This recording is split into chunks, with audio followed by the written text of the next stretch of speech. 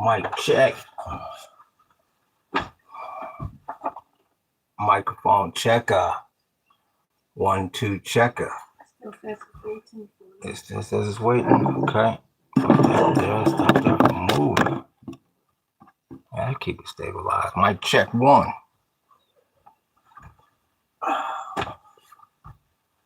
Trying to mic check it up here. Get everything right. 1, 2 microphone checker. 1, 2 checker. Mic check 1. Waiting for the control room to get right here. Yep. Yeah. Microphone checker sound good. Okay. Gonna get our lights in and get this.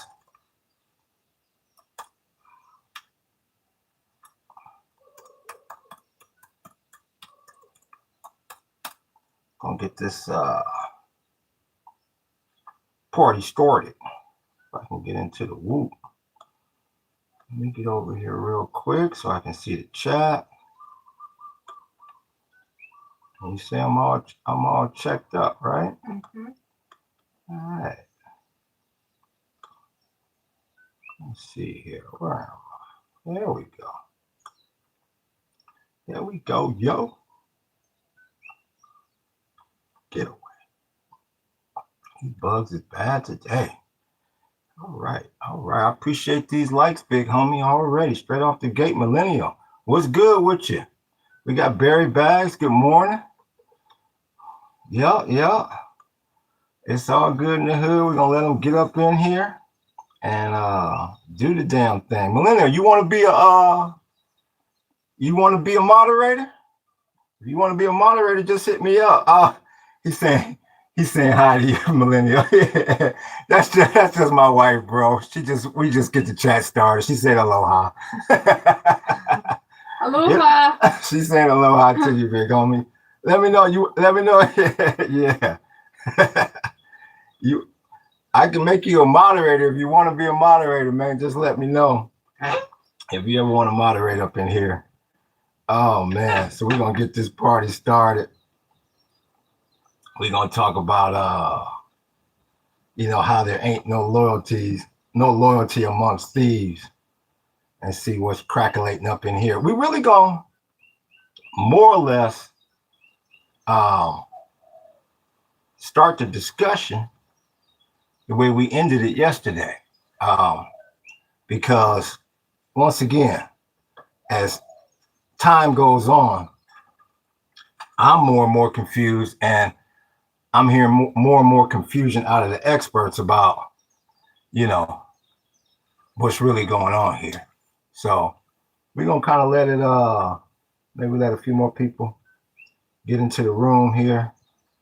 So, did you get a chance to watch any b-ball, Millennial? Because I ain't watched Nathan. I just keep seeing these headlines about these. You got a few buzzer beaters and whoop-de-whoop and whoop-de-whoop. So I ain't had a chance to watch nothing. So I don't know if you got a chance to watch something for both of us. I'm not sure. But let's see. Still in the chat? Not sure. But yeah, if you want to be a moderator, let me know. I can put you on as a moderator. And I mean, you still can comment and all that. It's just, I need people up in here to kind of watch over some of these MAGA fools that like to come up in here talking all that madness. So, but if not, it's all good. So yeah, there's no loyalty amongst thieves. Let me see. Now, I saw a women's game, Baylor in Nebraska. It was good. Went down to the wire. At least you got to watch something. So that's good. That's good. At least you got to watch something. Yeah. So we talking about ain't no loyalty amongst thieves. They released the sanctions against the Iranians, where they can actually start selling oil to the U.S., believe it or not, and through other parts of the world. And they try to sugarcoat it by saying, well, that's just the oil that was already in transport. and that's got the European nations, it's got everybody up in arms. It's got European nations up in arms. You look at what they done with Russia. You know, that's got Europe up in arms. There's talks that, you know, they trying to give Patriot missile systems and anti-drone systems to countries in the Gulf, when that costs, you know, millions of dollars to operate, when they have the technology from the Ukrainians that can drastically reduce that cost of intercepting a lot of these drones. And for some reason, he got a personal vendetta against the Ukraine. That's pretty obvious. And he said, you know, that was the country he was going to save on day one. So it's all dragnet. It's all dragnet. So we are very confused. You look at there was an interview, I believe, a day ago, yesterday, with Mad Dog Mattis, the general that then fought in damn near every conflict imaginable the last 20-25 years. And he basically came out and said that this war is not going to be over anytime soon, and the Iranians will not fold anytime soon. But then he also covered his bets by saying the way this thing is so unorganized and everybody more or less looking out for themselves, he could be completely wrong. The thing could end tomorrow. So you got a lot of unpredictability out there, which, like I've been saying for the last few days, at the end of the day, that's going to hurt us. I mean, everyone is scratching their head as far as why in the hell would you release the sanctions against the Russians? And definitely, why in the hell would you release the sanctions against the Iranians?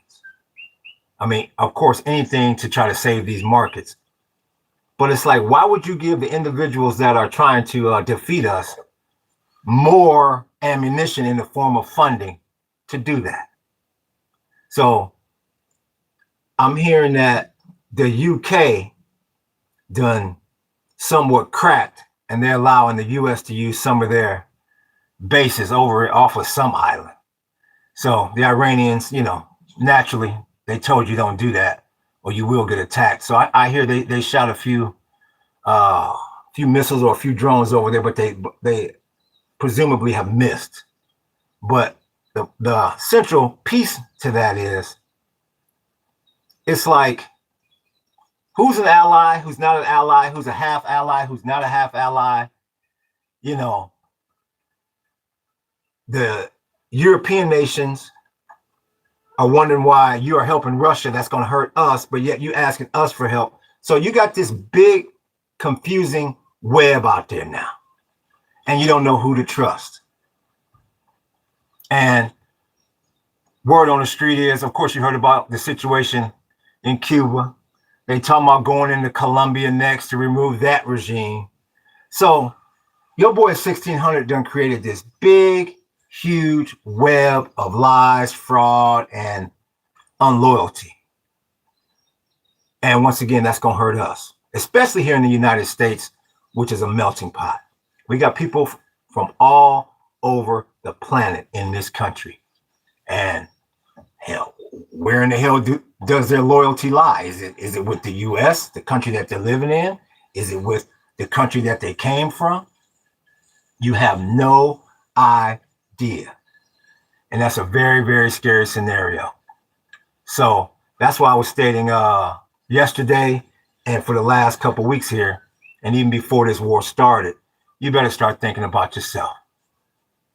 You better start thinking about yourself, because you don't know who is friend or foe internationally, and you don't know who is friend or foe right here at home. That's a very, very scary thought. So as I've been stating for weeks now, you gotta get yourself prepared. You got to get your homestead prepared. You got to start looking out for you. Like I always ask people randomly.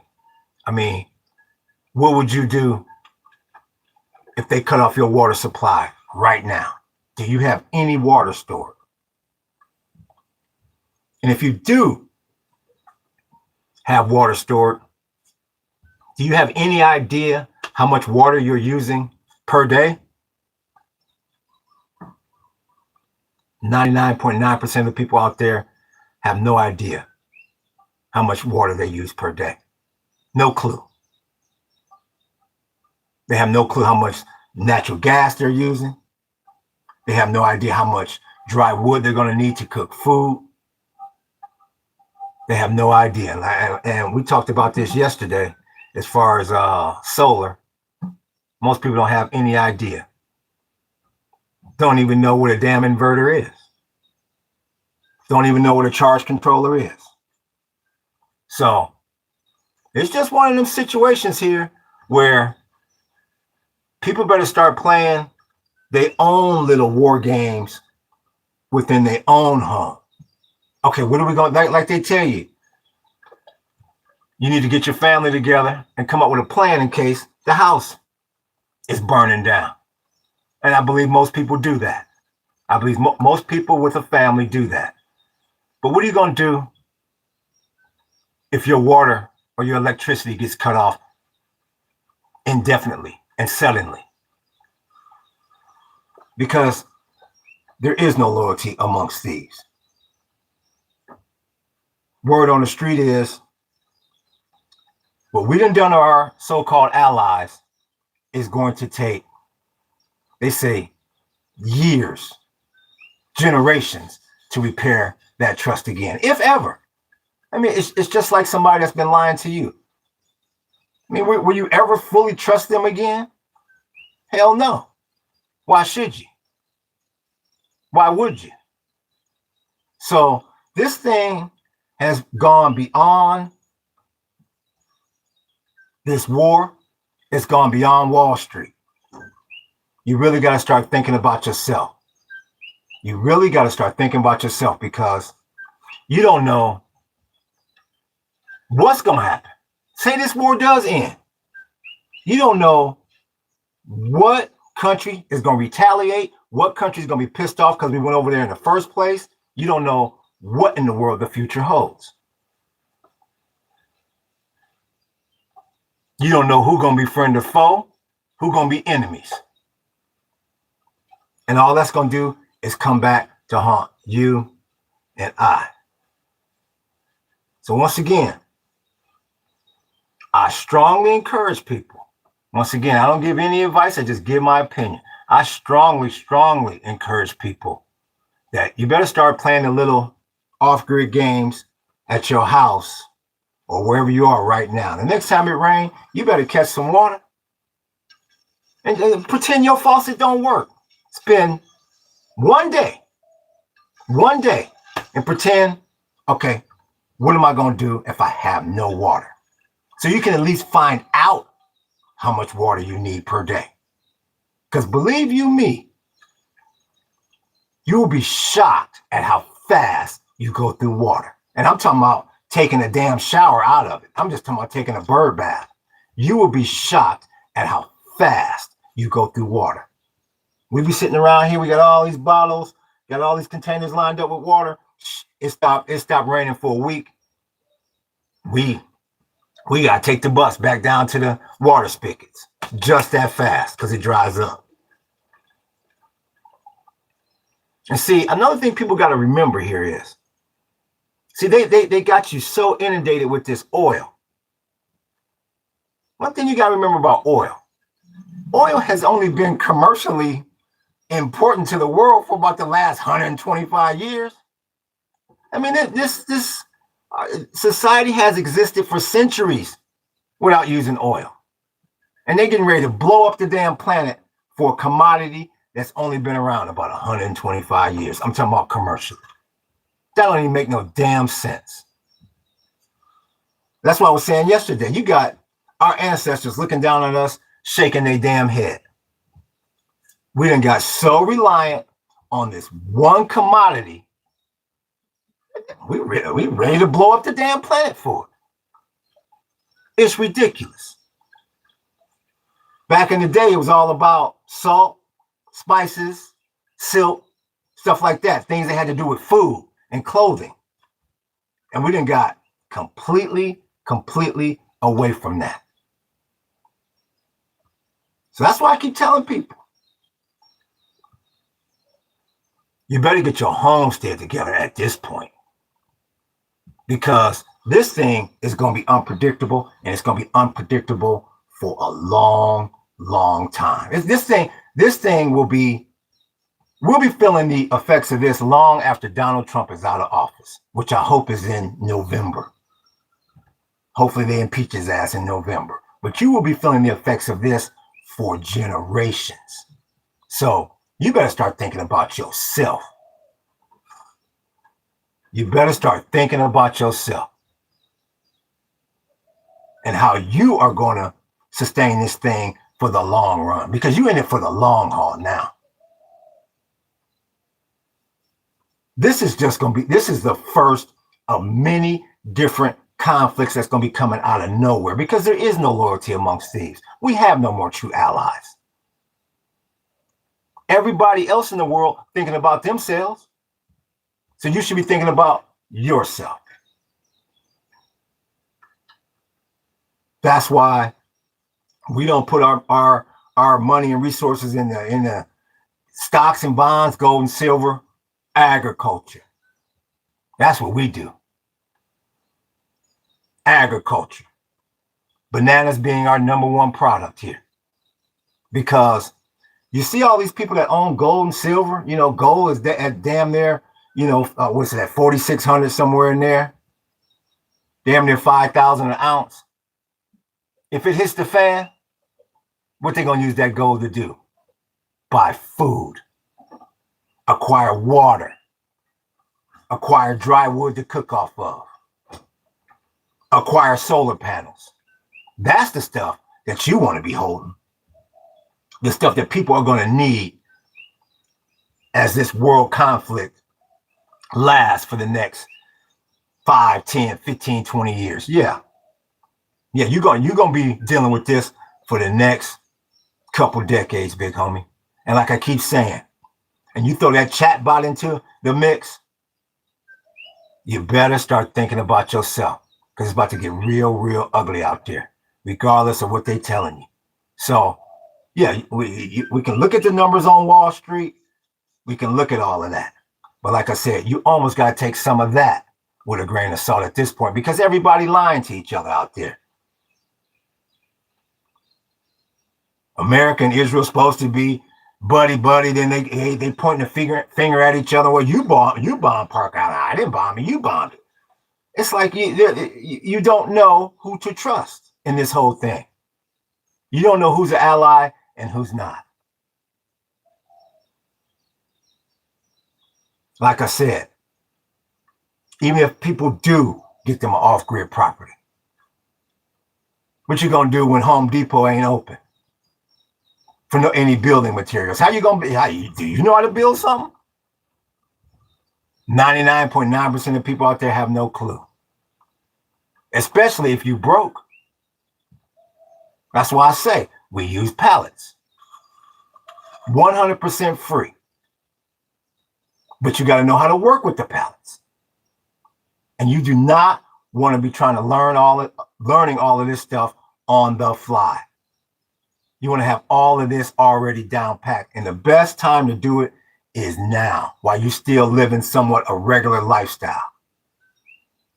Like I say, you don't want to be like we were. When we came over, we was like forced over here with COVID and had to learn all of this ASAP. Yeah, most people have no clue how to build a shelter. And they definitely don't have any clue how to build a shelter if Home Depot ain't open. So I don't want to hear nothing about, I'm a contractor, I'm this, that, and the other. No, all bets is off. All bets is off, big homie. You got to take it all the way down to the underground. We got structures built out here out of guava wood. just in case we can't even get to the pallets. Yes, sir. You better take it back to the early 1800s. That's all I can tell you. Before all this oil and all this technology took over. You got to go all the way back to the underground because you can't trust nobody out there. You can't trust anything or anybody out there because they keep switching the story up.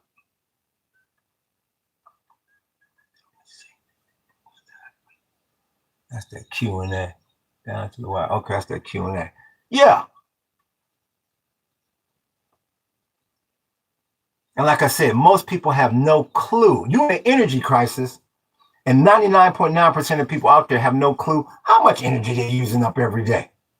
They got no clue because we like cattle now. You just program to do something a certain way, and you program to go into that job, keep your utilities on, and keep going through that system. And that's the reason why you right smack dab in the middle of World War III. You let it be known that people backing off of products, including cars that need oil. It'd be a completely different atmosphere out there. You wouldn't be in the middle of a damn world war, that's for sure. Most people have no clue how to ride the bus. They don't know how the bus schedule works in their damn city. Nothing. They have no clue. No clue. First thing they're going to do if their car go down, can you give me a ride? Still relying on somebody else. Yeah, you got some people out there that, hell, they'd rather die than jump on the damn city bus. And I would strongly recommend, at least once. I don't give a damn if it's once a week, once a month. Get on the bus, mate. Take your ass to work on the bus one day, just so you can see what the hell it's like. Because you never know. You never know. And you got some people saying, I'd rather be caught dead than be on the damn bus. What's good with you, urban alien? We just talking about these ain't no loyalty amongst thieves and how everybody better start thinking for themselves. I appreciate you joining. I appreciate that like, big homie. Yeah.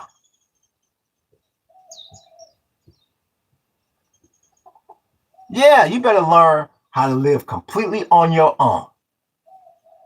You better start playing these little war games within your own little house, big homie. People don't know how much water they need. They don't know how much electricity they need. They don't know what to do if their car break down, but to call a friend or family. Good. Oh, yeah. I already know because I've been forced into it. Did I know how much stuff we needed before we got over here? Hell no. Confused as hell. But we got it down damn near to the drop now, how much water we use every single day. We know when we're getting low. Ain't relying on nobody. Because everybody is out for themselves now. Ally, friend, or foe. He gonna release the sanctions on the Iranians. The same damn people that's trying to kill us, he gonna help them by giving them more money, which means they can create more weapons to try to kill them our own selves. Come on, what kind of sense does that make? Releasing the sanctions against the Ruskies. Now you telling Cuba, no, you can't have no oil, but yet I'm gonna release the sanctions against the Ruskies, and they're gonna sell their ass right down there and give you oil. That's what I'm saying. You can't trust none of this. You got these political parties over here. You got the Republicans. And like I keep saying, all Republicans ain't racist. Some Republicans just want things a certain way, but you got that damn subgroup called MAGA, and that shit is racist.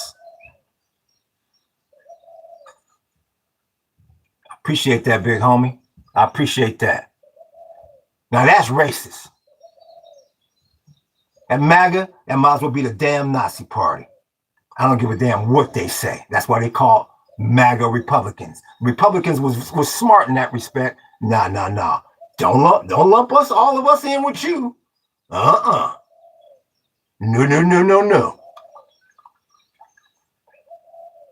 You don't know who to trust out here.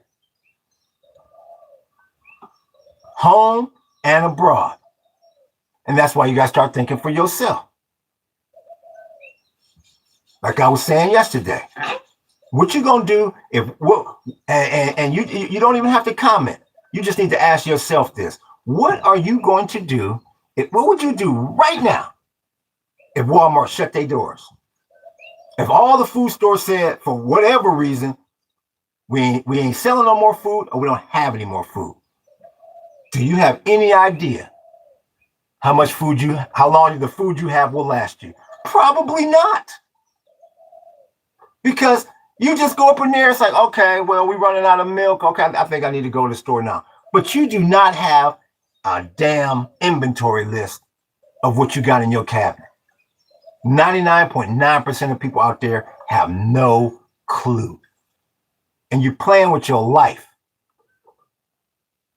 Put your damn life in Walmart's hands or Target's hands. What's good with your Scott Truth? We have the largest mineral deposits technically owned, and 49% of Antarctica food that is cleaner than any nation. We grow our own food and feed our own, and we are in control.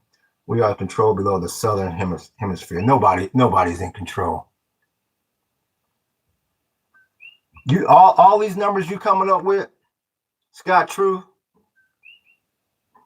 All I can do is tell you this, big homie. Oh, you talking about in Australia? Now, maybe so. But all I can do is tell you this, Scott True. All I can do is tell you this. That may be true. But then again, them numbers, how do you know that those numbers are fact? And that's why I keep trying to tell people. Stop listening to this, that, and the other. How do you know that's the truth? You either heard that somewhere or you read that somewhere. Now, you tell me, Scott Truth, how do you know that's fact? Everything you just said, how do you know that is fact? How do you know it's 49% and not 9%? I'm curious to hear your answer.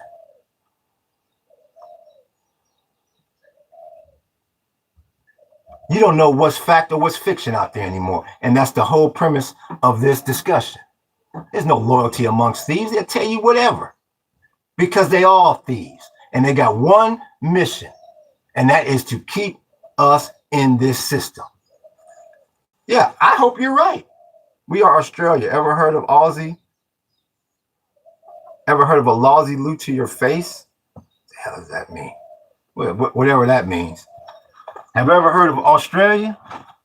I told you 10 times. You monkey. I told you 10 times. You monkey. Have I ever heard of Australia? I told you. The Aussies is my number one customer. So once again, I'm going to ask you, and don't duck and dodge the question, big homie. How do you know what you spewing on here is fact? I got more damn Australian hats than you got. Sucky MC. That's what I'm saying. See, I always backs mine up with facts. And you talk about an Aussie loot to my face. I have. You ever heard of Aussie lie to your face? Hell yeah, I've had an Australian lie to my face. You damn right I have. As much as I love the Aussies, as much as y'all my number one customer. You damn right. And you want me to give you the quick little story? Yeah, selling tours on the street. Whoop-de-whoop to an Australian. My number one customer. You're supposed to take a $40 deposit. And then they pay the rest to the driver.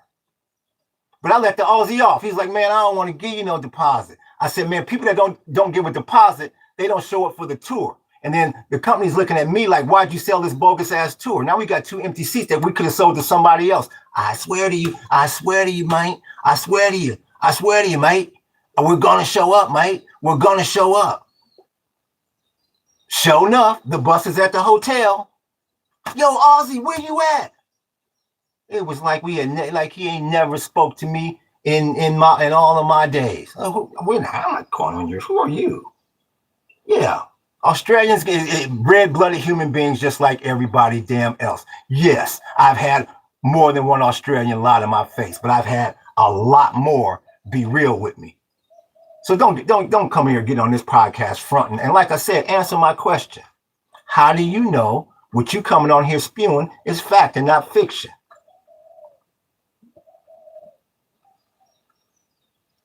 Scott Truth.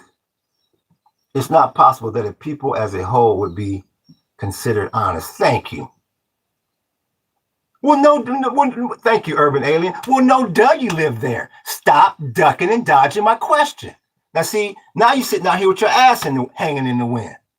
Now you got caught with your hand in the cookie jar, see? How do you know them numbers that you spewing is fact and not fiction? The whole chat is waiting, including me. I'll let you off the hook. You don't know. Ain't a damn country, ain't a damn community on this planet where everybody is completely honest. And like I said, I backs mine up with facts. I've said many a time on this podcast that the Aussies are my number one customer, but I ain't never said they ain't never lied to me. I've been lied to by everybody. Everybody. That's why I tell people, don't have any children, but if I did, the first thing I would do is send them to Kalakaua when they're 18 years old to go out there and sell tours, and you'll find out where you stand in this world. You don't know how many times I've been lied to, big homie. You want to find out the truth about somebody? This is especially for the cats 18 to like 30 out there. You want to find out the truth of the way somebody's personality really is? You know, you wondering about this cat, this homie, you wondering about this chick, is she real or not? Take them on vacation. See, when you get people on vacation, 9 times out of 10, they're doing well in life. So they're feeling a little sedity. And then you take them to a place that's a land far, far away like Hawaii, where they know they're never going to see these people again. Some of the rudest, nastiest, lionest people you ever want to meet is in the tourism industry. Because see, you got that mask on in your community. Because you got to see your neighbors again. You have to see the people at the grocery store again. You got to see your co-workers again. So you got that mask on. All the world's a stage, a la Shakespeare. You get their asses on vacation, that's who you find out who that person really is. You want to find out who somebody is, go on vacation with them. So once again, I live here. I am free. Do me a favor, Scott Truth. Please exit, because you sound silly at this point. And you're making a great people, the Australians, look like fools right now. You come out spewing all these damn stats and numbers and so-called facts when you don't know if it's fact or fiction. You read it some damn where. And you learn, you should have been taught since you was 2 years old. Don't believe everything you hear and read. So let this little tongue lashing be a lesson to your little young self.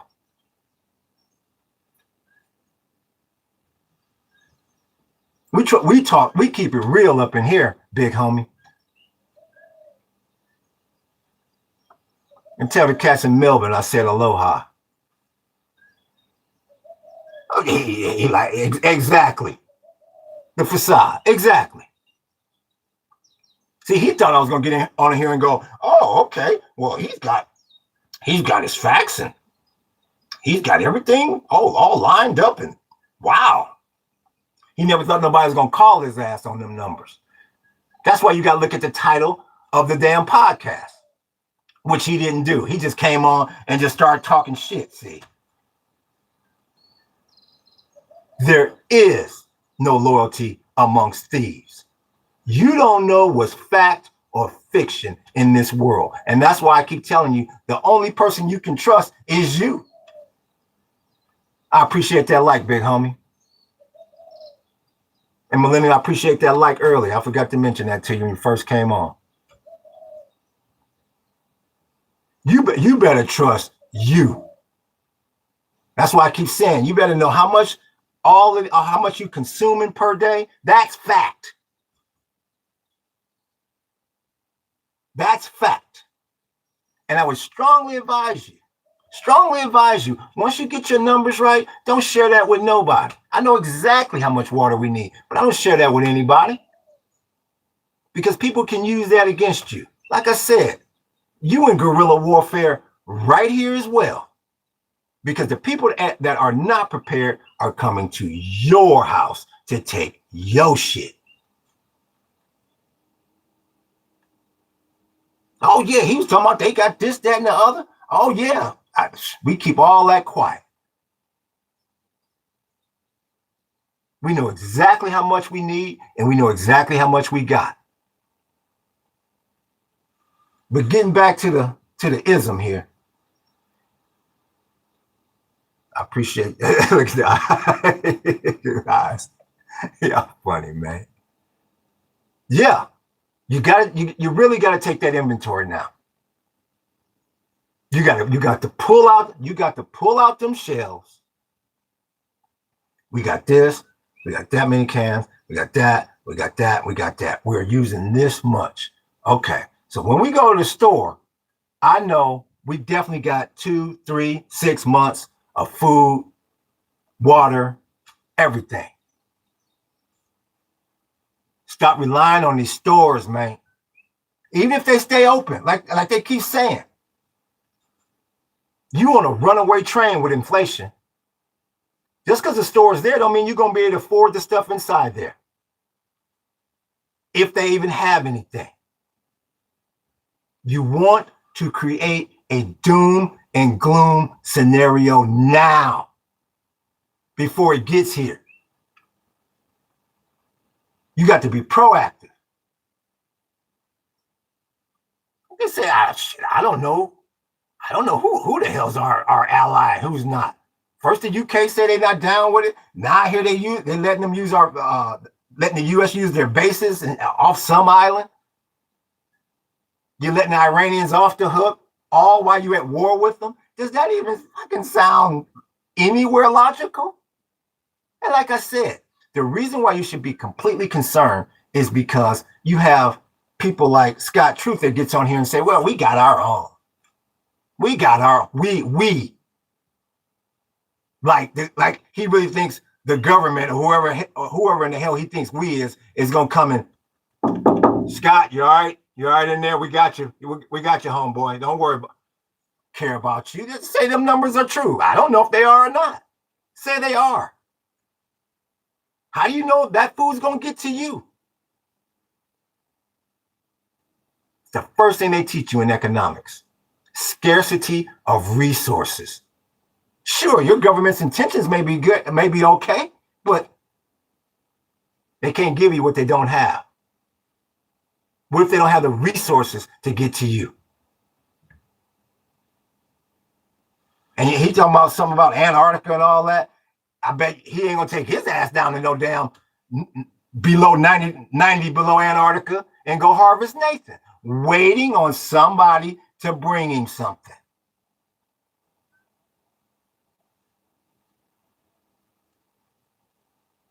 Not the nerve to ask me, has an Australian ever lied to my face? That's what I'm talking about.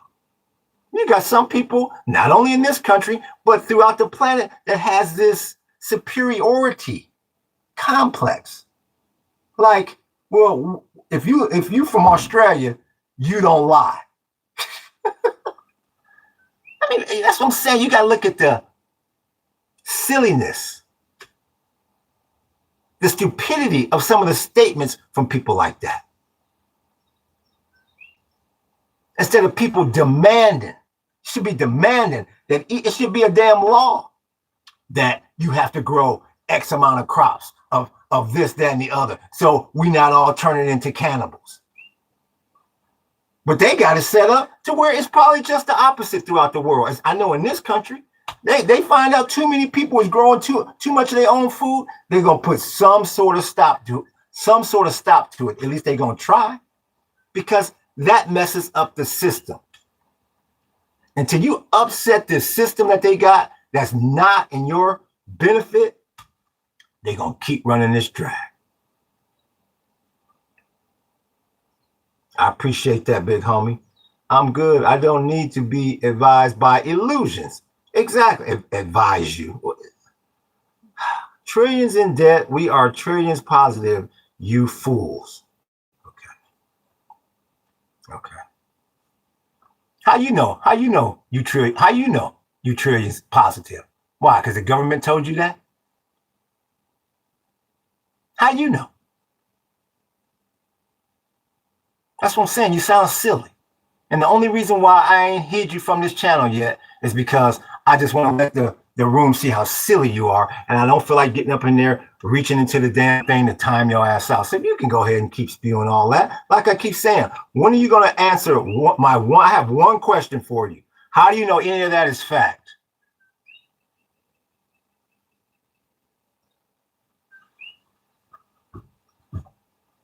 You probably a damn Australian MAGA supporter.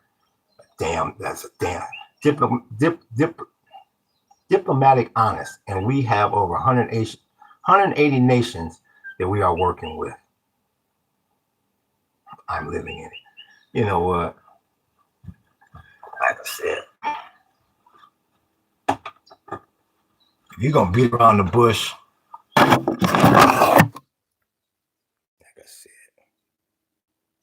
out of here.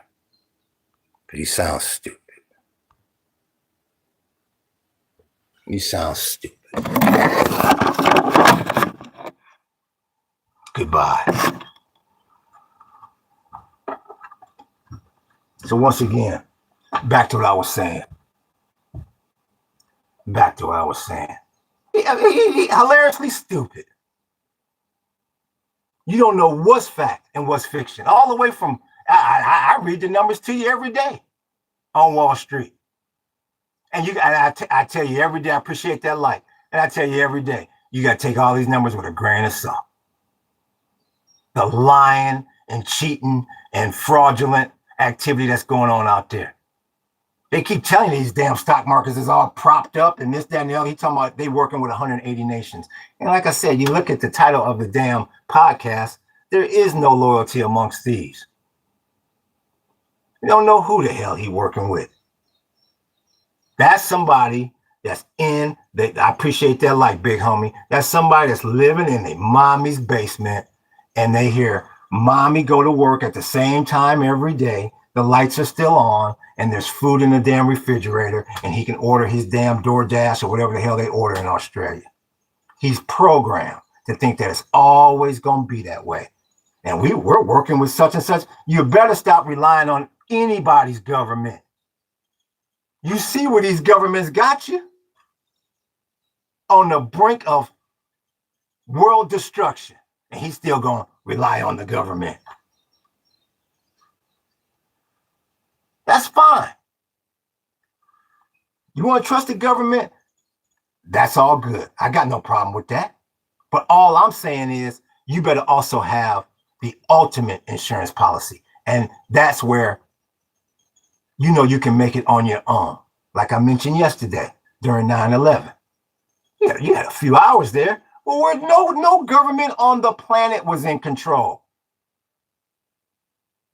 And not even the Australian government and the so-called 180 nations that they're working with. Nobody was in control. The same way, for the most part right now, nobody's in control of this planet pretty much right now. It's mass chaos out there. The only number that you should trust is the numbers that you can see for your own two eyes in your house or on your property. That's the only thing you should trust. Because like I said, you're going to have a whole bunch of backstabbing and everything else going on out here. Now, if it all goes back to the way it was, you're going to sleep even better knowing that, hey, if it hits the fan, I'm ready. I am set up. I know how much I'm consuming. I don't need to be on anybody's grid. I know how to hook up solar. I know how to cook off this wood. Relying on some damn government. I keep telling you, every government official, for the most part, is filthy rich. And you're not. So why would you listen to somebody that is not in your shoes, that really has never been in your shoes? You have, especially in this country, you got a lot of government officials that ain't never been broke, ever. Appreciate that, big homie. Ain't never been broke. How in the hell can I go down to wherever and tell a Mexican, well, this is how, well, Mexicans should live like this, and you need to be like this as a Mexican? The first thing they're gonna say is, motherfucker, you ain't Mexican? That's the first thing somebody gonna say. How you gonna tell me how to live as a Mexican and you black? That's how stupid people sound out there. You putting your whole livelihood in the hands of somebody that ain't never been in your shoes. Not even Donald Trump ain't never been close to being broke. Not even close. I would have more respect for the man if, you know, he came up through the ranks. As scandalous as he is, at least I would say, well, okay. At least he knows what it's like to be broke. Whoop-de-whoop, whoop-de-whoop. That's why Obama got so much love. He came up like a regular damn person. And you see, the world was at peace and money was right when he was up in there. Now you got this ultra billionaire up in there, and you would think he would be peaceful. You would think he's had a great enough life to he would say, man, I just want world peace. I was fortunate. And it's just the motherfucking opposite. So please, don't believe these fools when they go in here spewing this number and spewing that number. We got this and we working with this like he's part of the damn upper echelons of the government. Some bum in his mommy's basement, hoping that the world goes back to the way it was 3 weeks ago. I've been telling y'all, for the new people here, I've been telling y'all for weeks now. You have some people that can't accept this new reality. They think it's going back to the way it was. And don't listen to me. Watch that interview with Mad Dog Mattis, a U.S. general. Don't hold your breath. It's never going back. It's never going back.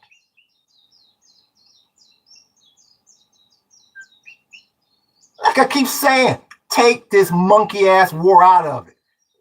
Let's assume this never happened. This isn't what's getting ready to change because of the chatbot anyway. That's why I keep trying to tell people, you in a world of shit without a paddle. It wasn't going back anyway. You was going to have this mass chaos throughout the world just because of AI taking all these jobs. And then you get this monkey in here at 1600. Now he got you all militarily fucked up. You better trust your own two eyes. Appreciate that, big homie. You better trust your own optics. If you don't hold it, you don't own it. You better assume whatever amount of money you got in the bank is not there. Because like I've been saying for weeks now, when you deposit that money into the bank, that's their money now.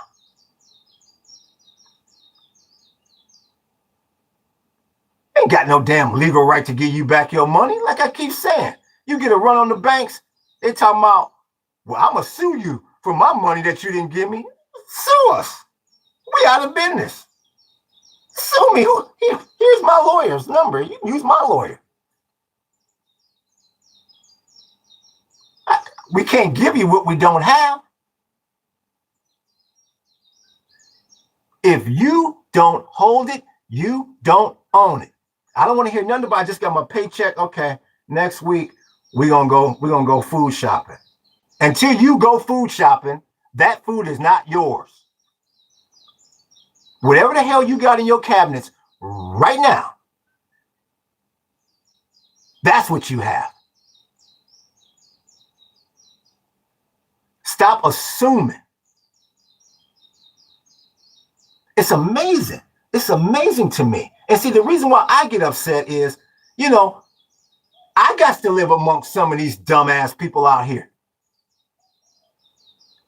I'm not trying to get me and my family caught up because you's a fool. Walmart already told you. We'll shut our doors on you motherfuckers. You gonna come up in here fighting and arguing over EBT and all that? We'll shut this motherfucker down. And like I keep saying, I would have more respect and I would be calmer if when they said that, people was like, okay, well, we need to chill out here. Maybe we need to start thinking about ourselves here. Walmart is letting us know. They ain't got to stay open. People just went on oblivious. Did they turn the EBTs back on yet? Okay, it's day 42. When are they going to turn this thing back on? You are living amongst the walking dead. You have people that are alive, but they might as well be in their grave because they just programmed by the system. They told everyone on every news channel in 2022, this is the new normal. And see, that's what I'm saying. He's exactly right. And the bad part about that is they done flipped it on you again. I mean, that was just 3 or 4, 5 years ago. And now it done flipped again. And that's why I keep telling you, that's the moral of this damn story today. It's going to keep flipping. The days where it used to be, okay, well, things was like this for 50, 60 years and they changed a little bit. Then we went another 20, 30, 40 years and they changed a little bit. No, this shit is turning by the year, by the 5 year. And that's why I keep telling you, you have to prep for yourself. You have to say, I am set up to where I know my little structure here, my little set area that I control, I can keep this constant because I'm in control of it. The reason why they keep telling you that get ready for a new normal is because they know you ain't in control of nothing. It's just like when your ass is in the passenger seat of a car and the driver tells you, all right, hold on. And all your ass can do is hold on. You ain't in control of the steering wheel. You don't know what that driver gonna do.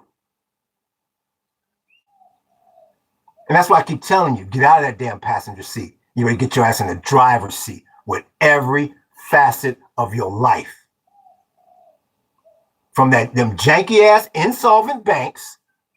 I keep saying that's the next one. That's the next shoe to drop. And maybe then people will wake up when you start hearing that bank has failed. That bank has failed. They're insolvent. Whispers of they're insolvent with your holding your retirement. You program, you rely completely on the system. Go get some damn 30-year mortgage. You living in a house that you don't own. You leveraged on. Insolvent.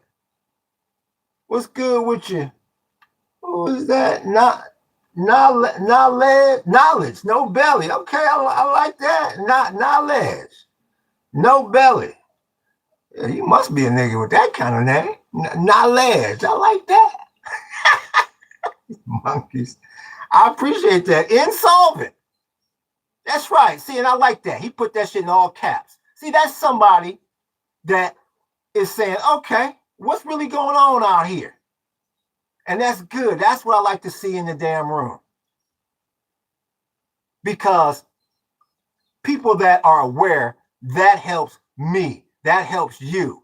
You get these stupid ass people on here telling me, oh, the government, they're going to take care of us. And we're working with this amount of nations. I don't know. So I just read it. So it must be true. No. Them the people you need to be devoid of. Because them going to be the first people. You got any water? Well, I'm your neighbor.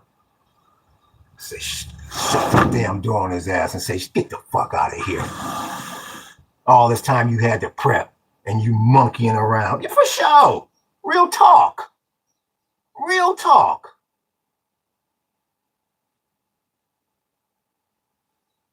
I say it every day. Don't listen to me. Trust you. I don't know how much water you drink a day. Only you know that. For real though. I don't know how much food you eat. I don't know how much electricity you burn. I don't live with you. Only you know that. That's what I'm saying. Even if you do get a government handout when it hits the fan, how the hell they're going to give everybody the same amount. You can be like, oh shit, I need 3 times this amount. You might as well not even give me that. But you can't get mad at the government. They're going to tell you the same thing I'm telling you. I don't know how much water you drink. Only you know what you need. That's why, like I said, I'm begging people, man. Forget all the flossy. The flossy, if we get through this right, we can bring back the flossy. You can bring back the big ball and flossy, but we got to make it through this storm first. Forget all the flossy right now. You got to hunker your ism down. And as long as you keep relying on the damn electric company, the water company, the gas company, and the mortgage company, this shit ain't gonna never be right. I mean, it's just like any damn human being situation. Soon as somebody see that somebody else need them, they try to take advantage of them. So what you think the oil companies and the electric company, as much as your ass depend on it like a crackhead to crack, you think they're gonna be fair to you? I appreciate that, like, big homie. That's what I was saying yesterday about them damn rolling blackouts in California. What's good with you, King? We see you, big homie. No floods where you at, big bro. No, we good. This one, we spared this one. We ain't really got no wind. It's supposed to rain pretty hard tomorrow, but we're not in a flood zone and the wind ain't kicking. So I appreciate you asking, big homie. System is under Great Depression in real time. And that word, he had 2 words in there that should scare the living hell out of you. In real time. This shit is happening as we speak. I appreciate that, like, big homie.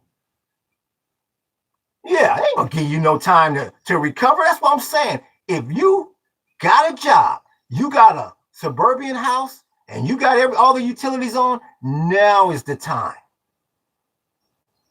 Take it from your boy.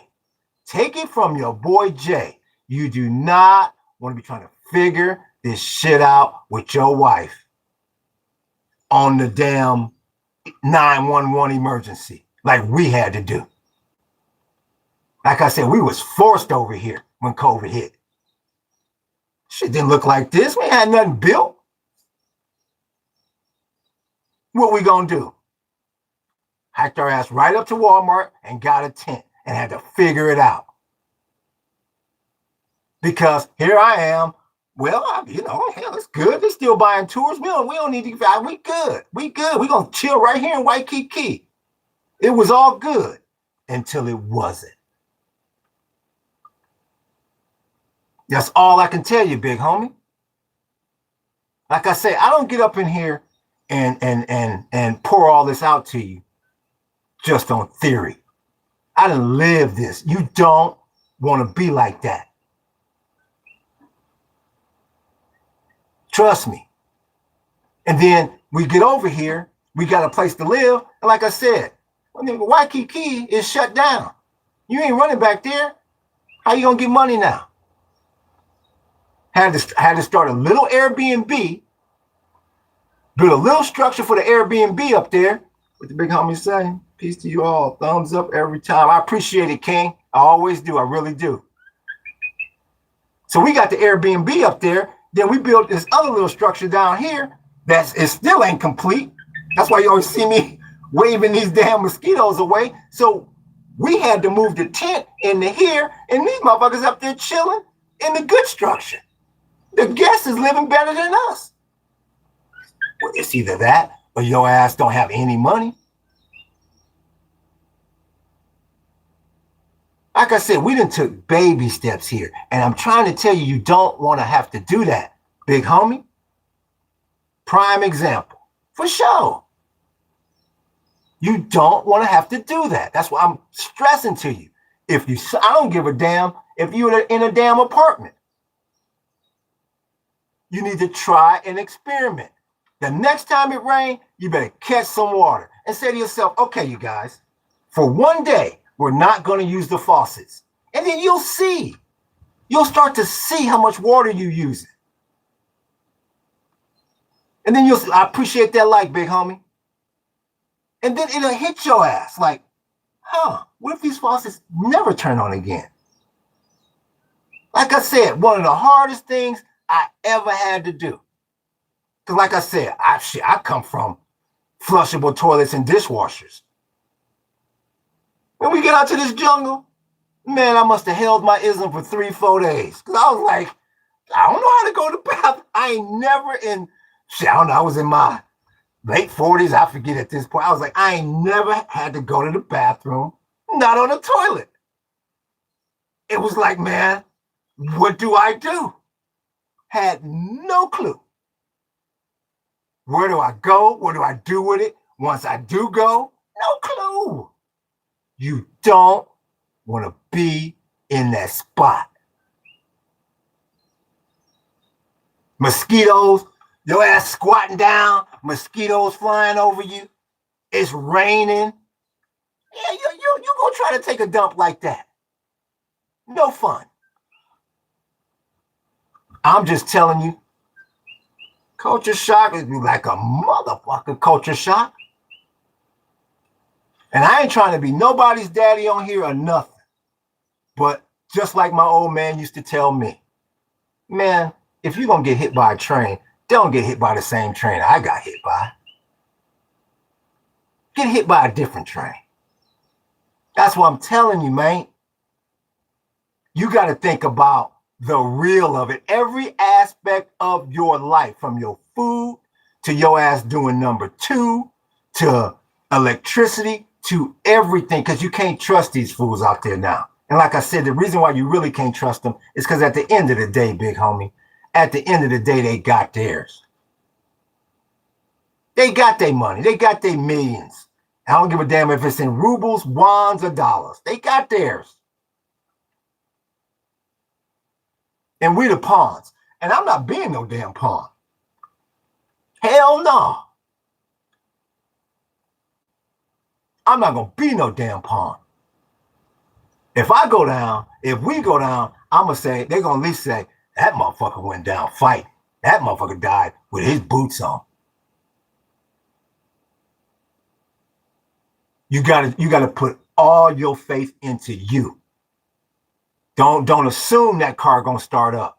Don't assume it's gonna be gas available. That's why I keep telling people. One of the best things I did in California. I'm about to shop for a nice tent. Might need it soon. Yup, at least you got it.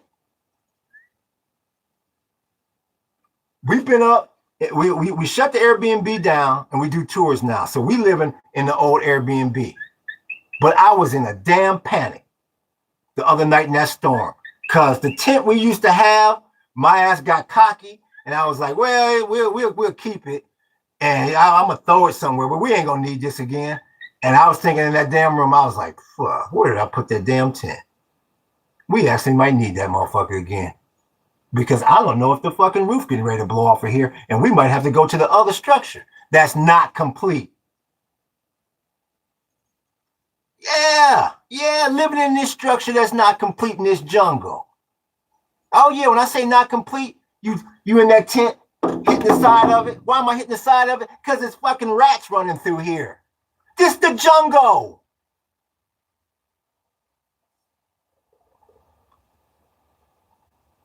With my wife laying right next to me. Hearing these motherfuckers scratching and clawing. This is the real deal Holyfield, big homie.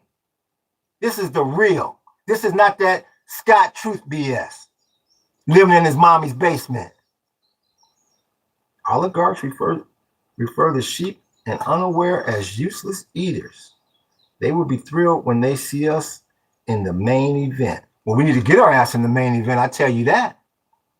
You need more people that's willing to participate in the main event because they're not going to change until we demand it. The same way I keep saying we need to demand to find out what the hell is in Fort Knox. This whole thing switches over to a gold standard. Ain't near person in this country know what's in Fort Knox. And we don't ask because they said, well, don't you ask nothing. You just keep giving us your tax dollars and don't ask a damn question. And most people go, okay. And that's why I keep saying, 9 times out of 10, you're never going to get enough people together to ask the right questions. And that's the reason why you got to worry about yourself. You got to start thinking for yourself. Because these fools are not going to help you, man.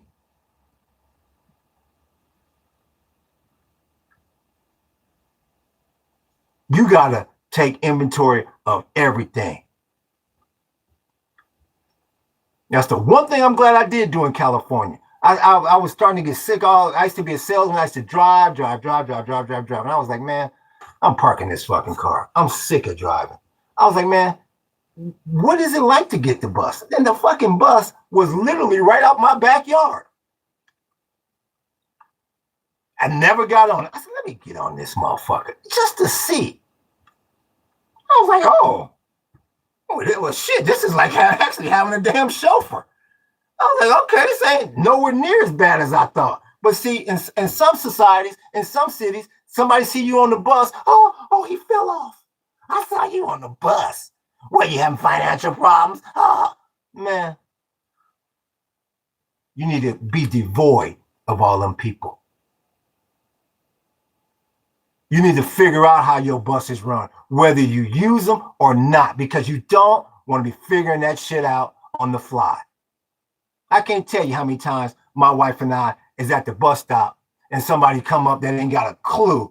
Well, do you know where this bus is going? And is this? I say to myself,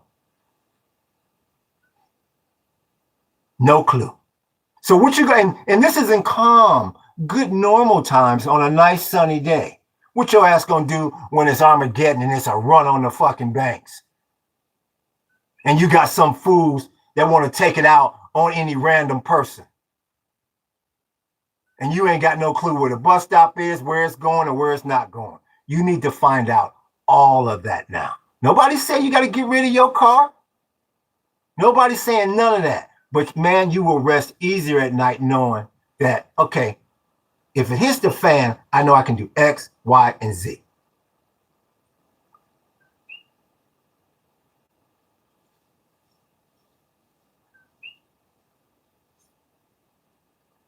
Because most people ain't got no clue. Most people know one thing. If I take my ass to this job from Monday through Friday, I'm going to get this digits on the screen, not no real money in my hand. That's another thing. You working and you ain't even getting the money in your hand. It's all digital on some screen.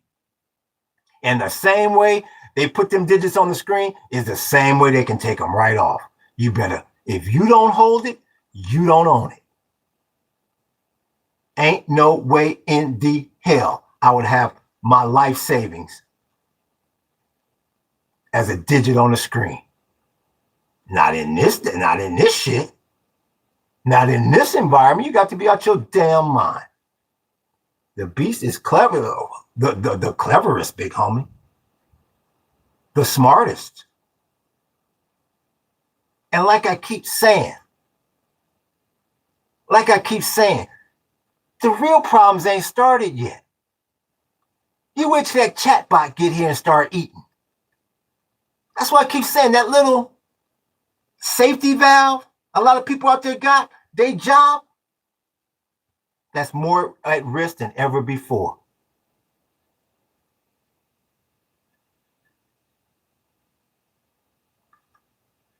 It's going to affect your employment status one way or the other for the negative.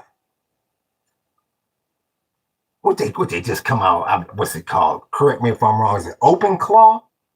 Where they just said the basically the chat bot is open source now. And see, this is what they feared. You gotta look at that article on CNBC. This is what they feared. Now you got all these little motherfuckers in the basement can start fucking with that AI. See, before it was just Open AI and Google, all the big enterprise software companies, and we're going to abide by all the laws and make sure this doesn't do that, and okay, and we got all the standards. Now you got them little motherfuckers, them little nerdy motherfuckers down there fucking with it now. You don't know what they finna come out with. And this is where they said it's about to get real ill. Oh yeah, they done fucked around and opened up the source code now. The genie is out of the bottle. And you're gonna rely on Donald damn Trump, Orange Man Bad, Jack Daniels, H.G. Wells, the Invisible Man, otherwise known as J.D. Wentworth, Casper the Friendly Ghost, Scott Bassett, who can't. And the president is fine. And you gonna let a motherfucker that can't put together two sentences without looking like he's seen a ghost in charge of the whole U.S. Treasury? I'm telling you, man, the new baller, shot calling, big balling. The big ballers out there now is the people that's going to be prepped. Because you got too much damn entitlement out there. You got too much damn entitlement, and you got too many damn people that think this can't touch them. Like, look at, I think it's on Law and Crime. They had that fucking arrest with Justin Timberlake. That motherfucker drunk as a damn skunk. And I guess one of his little, thank you, big homie. One of his little, it would literally turn against you like the movies. What's up with you, JJ? We see you, big homie. And one of his little friends, some chick, comes up to the police. She said, "Are you taking him to jail?" The motherfucker said, "Yeah." No, that's what she goes, "No."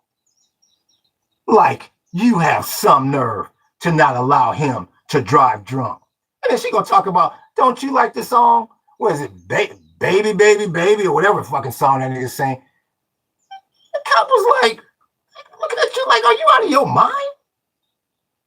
Like, she really felt like, since that motherfucker was a celebrity, that he should have the right to just drive through the Hamptons drunk as a skunk.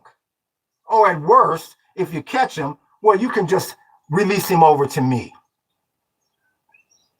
I'm telling you, look at that clip on Law and Crime. Justin Timberlake, DUI arrest. And the bad part about it, the motherfucker got a DUI 2 years ago.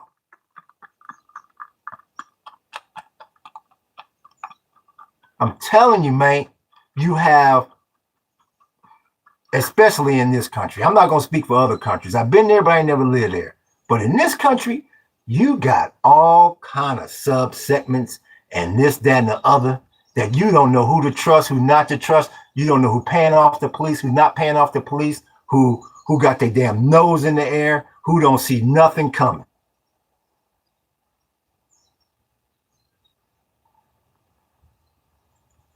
See, buy, use, and swap meets, Goodwill stores to do everything to stretch your dollars. everything to stretch your dollars.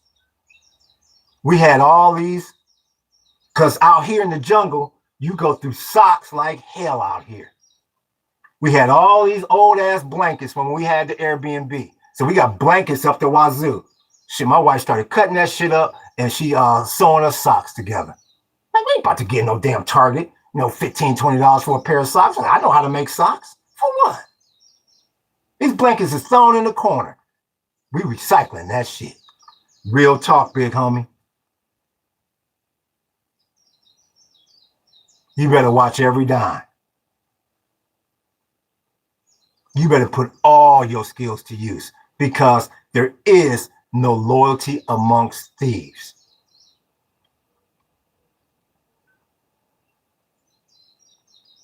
Whatever your allies are today, it might not be like that in 24 hours. And that's coming from General Mattis, who done been in the trenches in all these recent battles and wars. He telling you, from his perspective, them Iranians ain't surrendering no time soon. But then once again, he covers his bets wisely and says, but the way this conflict is going, the way you got all these different players, that could change in 24 hours.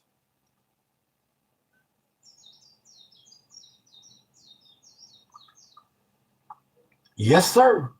Love the goodwill. One onion for sure. Ain't nothing wrong with no damn goodwill. I'm starting to hear a lot of people complain. The motherfucking goodwill done got hip. They say sometimes you go in there, that shit is priced at Macy's pricing. Like, damn. But yeah, wherever you can get a deal, don't throw nothing away. Like I said, you look at some of my videos, some of my shorts from a year or so ago. Our structures is cladded with cans. You damn right. Cladded with them old vegetable cans that we using. Because we use a lot of canned food because we don't have a refrigerator. You think I'm gonna throw away that good metal? Hell no. Cut that monkey up. I'm the cutter. My wife is the flattener. And these structures is cladded with metal. At least this structure I'm in now, this Earthship. And guess what? Guess what? Ain't a scratch on these pallet houses from them damn 85-mile-an-hour winds. Hell like champs. Big homie say. Oh yeah, we try to example buy gas, Mondays, milk Tuesdays, etc. For sure. Let's see. If we knew better, we could do better. Just look at how much it costs to make a phone or a pair of shoes. They see how much they charge you. Buy refurbished. Yup. Stop. Just stop by. I agree with who was that came out of nowhere?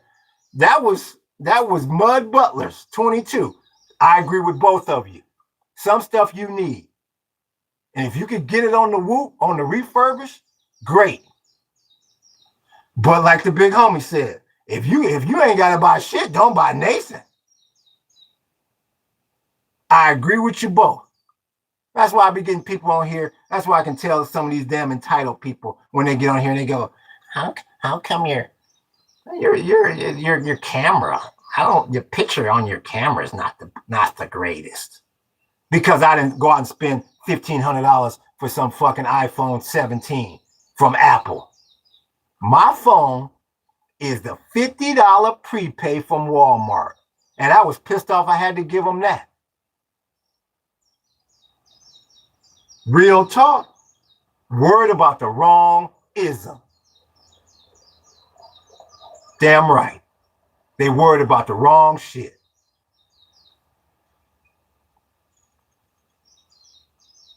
And them gonna be the first people. You got any canned spam that we not prepared? Nope. That's exactly what I'm gonna do. Because you shouldn't have paid dumbass Tim Cook $1,500 for a fucking phone, you dumb monkey. The damn structure that we living in now, window included, that's been up for 5 years and made us money, and we living in it, less than $500 fucking to build. You got some people that paid 3 times that for a damn phone. How stupid are you? And that's why I keep telling people I would have a completely different narrative on here if the people around you, the people in this society, was thinking like a lot of people in this chat. No, you still got people out there waiting for the iPhone 18. I don't give a damn. Was it 2000? Here. I'm saying to myself, motherfucker, I mean, who are you calling? I mean, it's some motherfucker on Saturn that you can reach? I mean, who are you calling? I mean, to this day, call me old, call me cheap. I have never understood the fascination with paying over. I think the most I can pay for a phone, maybe a couple $100. I don't get it. Unless you chipped up like that, okay, cool. If you got that kind of paper, okay, cool. I have never understood the fascination with an expensive ass phone. And maybe, like I said, because I come from the motherfucking 70s, where your ass, you had to dial like that, and them rotary ass phones. And your ass walking around the cord and shit, you all wrapped up in the fucking cord, and by the time your ass is done, you damn near hanging yourself. Like, nigga, let me get off this car before I hang myself with all these fucking wires that then wrap my ass. I come from that generation. So the fact that you even have a cell phone is luxury to me. I'd be damn if I'm gonna go give some monkey ass company called Apple $1,000 for a fucking phone. Like I said, I'm being serious here. I mean, what do these expensive ass phones do? Do you surf the internet faster? Because a web page can only come up as fast as your internet connection. I know that with Starlink. And then I guess the motherfuckers got 3-4 different cameras, and I'm saying when they go, well, that one can go slow motion. I said, well, who do you work for? Who are you, MGM? What do you need slow motion for? Like I said, I'm old. I'm old and I'm frugal, so I don't know. I really, really, really don't know. May I say that? I don't get it. I really don't get it. But I'm not about to be caught up in it. Shit, the way I look at it is that $1,000 that you spend on that phone, you know how many damn banana trees you can buy with that and get your crops going? That'll save your life, because that phone is gonna be useless when your ass, when they on that electricity. You notice they ain't came out with no damn solar iPhone yet, where you don't need no damn hookup. No, they ain't came out with that yet. That phone is useless. And in a real emergency, it's useless. Absolutely, positively useless, because your monkey ass never hooked up a solar panel, because the money for the solar you spent on a dumbass phone.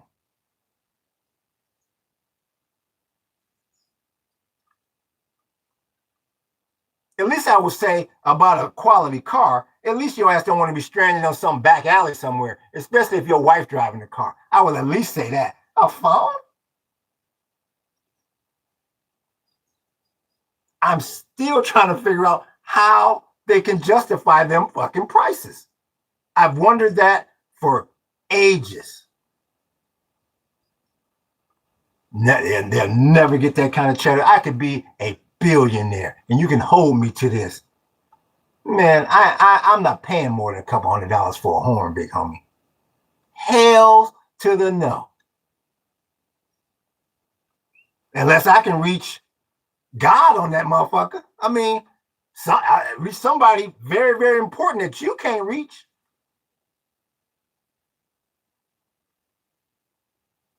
You're gonna be calling the same broke ass people as you was calling when you was a damn kid on your mama's phone at the house.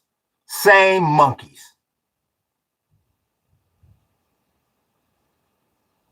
And like I said, man, you got most of the people out there that they're not gonna change. I gave up on humanity changing after COVID.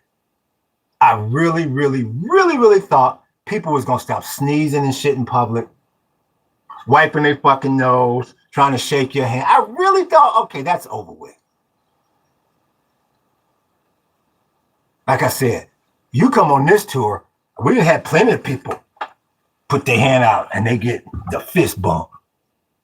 I don't give a damn what you think about me from the beginning. I'm not shaking nobody's damn hand. That's the one thing I learned.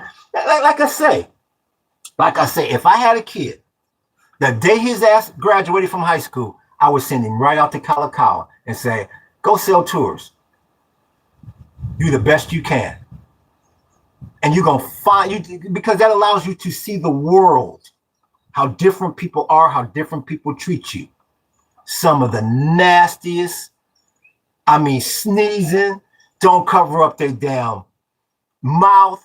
You get that fucking, I can't tell you how many times I done had to duck and dodge motherfuckers sneezing because they sneeze and the wind catch it.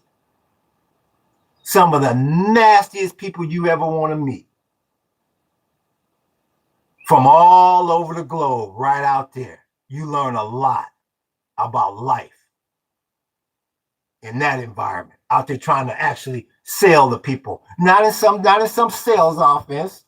And you following some script, and I'm calling from such and such, and would you like our new sample? No, not in that environment. I'm talking about on the street. Cars and shit coming by, homeless motherfuckers know that you don't like them, rubbing up against your ass on purpose while you in the middle of the damn sales presentation. You working on some corner, and they doing construction right there, the real deal Holyfield. That's why I talk to you with this kind of passion. I've been there, big homie. And that's when I gave up on humanity changing. I was like, now you done had millions of people throughout the globe die from this damn disease or whatever virus, whatever the hell you want to call it. I said, okay, now I know you ain't gonna get that. Sure enough, you in the grocery store, you on the bus. Chill. I said, man, if you don't get me back behind my gates. And somebody asked me the other day, how come you don't go nowhere? Iran are stopping the air raid sirens before missiles hit Israel. Of course, they had empty tech. Iran are stopping the air raid sirens before missiles hit Israel. You kind of lost me there. Reach God. Too funny. Reach God. Too funny. Real talk. JJ, you kind of lost me there. What you mean? They're not warning anymore? Or, like I say, sometimes I wouldn't give a damn if they came out with a new phone every month. Yeah, me either. I'm trying to understand that statement. Iran are stopping the air raid sirens before missiles hit in Israel. Of course, they had empty tech. Are you saying that they firing dummy drones or what? You kind of lost me on that one. But my point to that whole thing is they ain't gonna change. 99.9% of people out there ain't gonna change.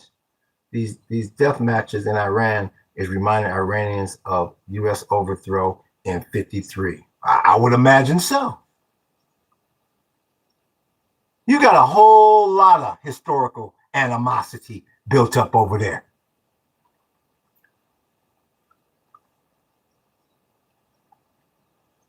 A whole lot.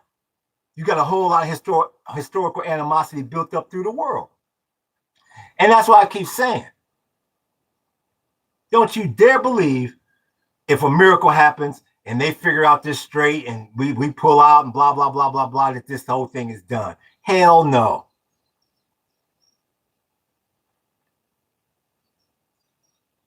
You're going to be dealing with this conflict directly or indirectly for the next 15, 20 years, minimum. Because like I said the other day, which I ain't going to get into because I ain't versed enough, this is a holy war as well.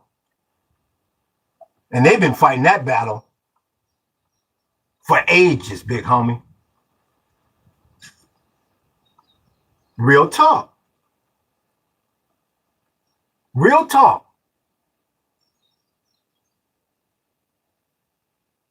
So it's all about you and yours. Because most of the people, at least in this country, is oblivious to the real. At most, they know we at war with Iran.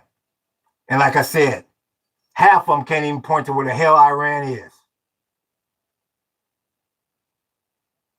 Gonna be drafting your sons and daughters to go over there and fight his war, and you don't even know where the hell he done went.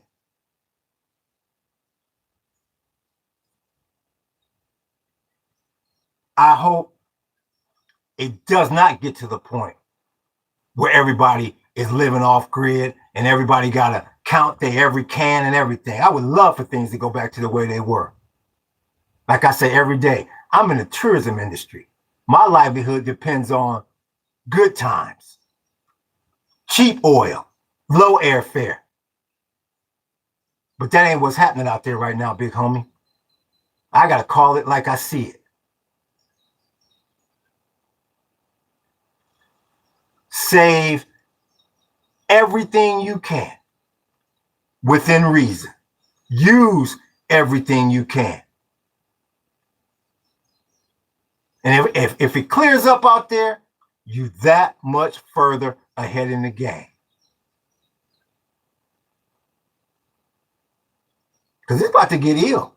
Because, like I said, man, if I told you a week ago, well, we're going to be helping out the Iranians, you would say, well, I ain't going to never listen to that damn podcast again. And that's exactly what's happening.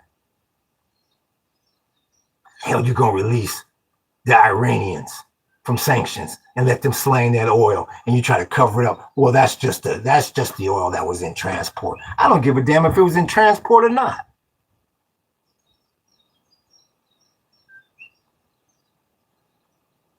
And you got these damn MAGA Republicans out there that whole MAGA, that whole thing is built on fucking racism.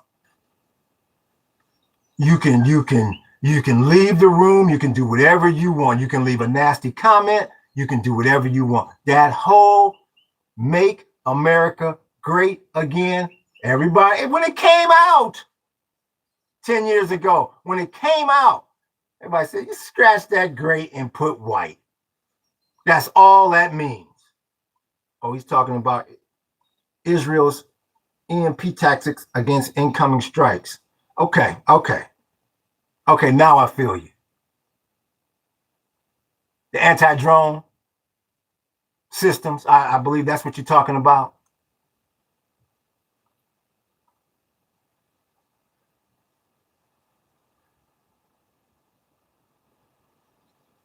So you got that little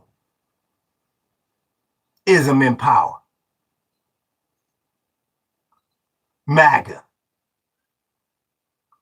Built on racism. Why would I say that? You saw him come down. Yeah, electromagnetic pulses. Okay, I got you. Okay, I'm with you. You saw him come down that damn escalator. First thing you start talking about is Mexico. The first thing you start talking about is Mexico.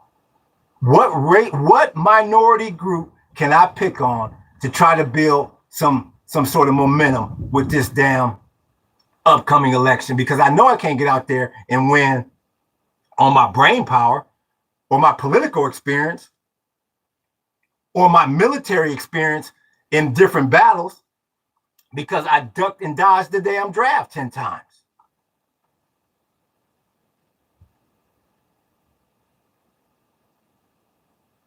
So what horse can I ride? And that horse got his ass all the way to the White House. So what you think? You think that's going to decrease confidence in MAGA? Hell no. They like, shit. This got us all the way to world domination power. You don't know who in the hell is MAGA out there. Because like I said, you got the Republicans, they one way. And then you got the MAGA Republicans. What I call the damn Nazi party. That's the only reason why they put him in there, is because he made them believe that you're going to be allowed to dog a bunch of minorities. Real talk. That's the only reason why they voted for his ass 3 times.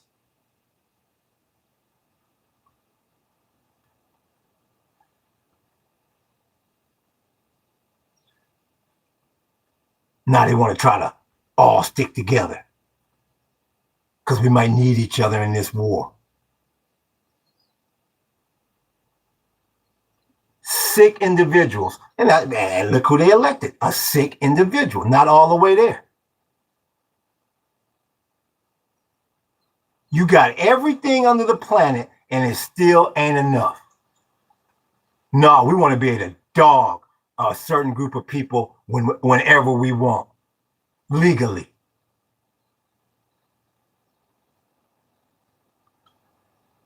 Real talk.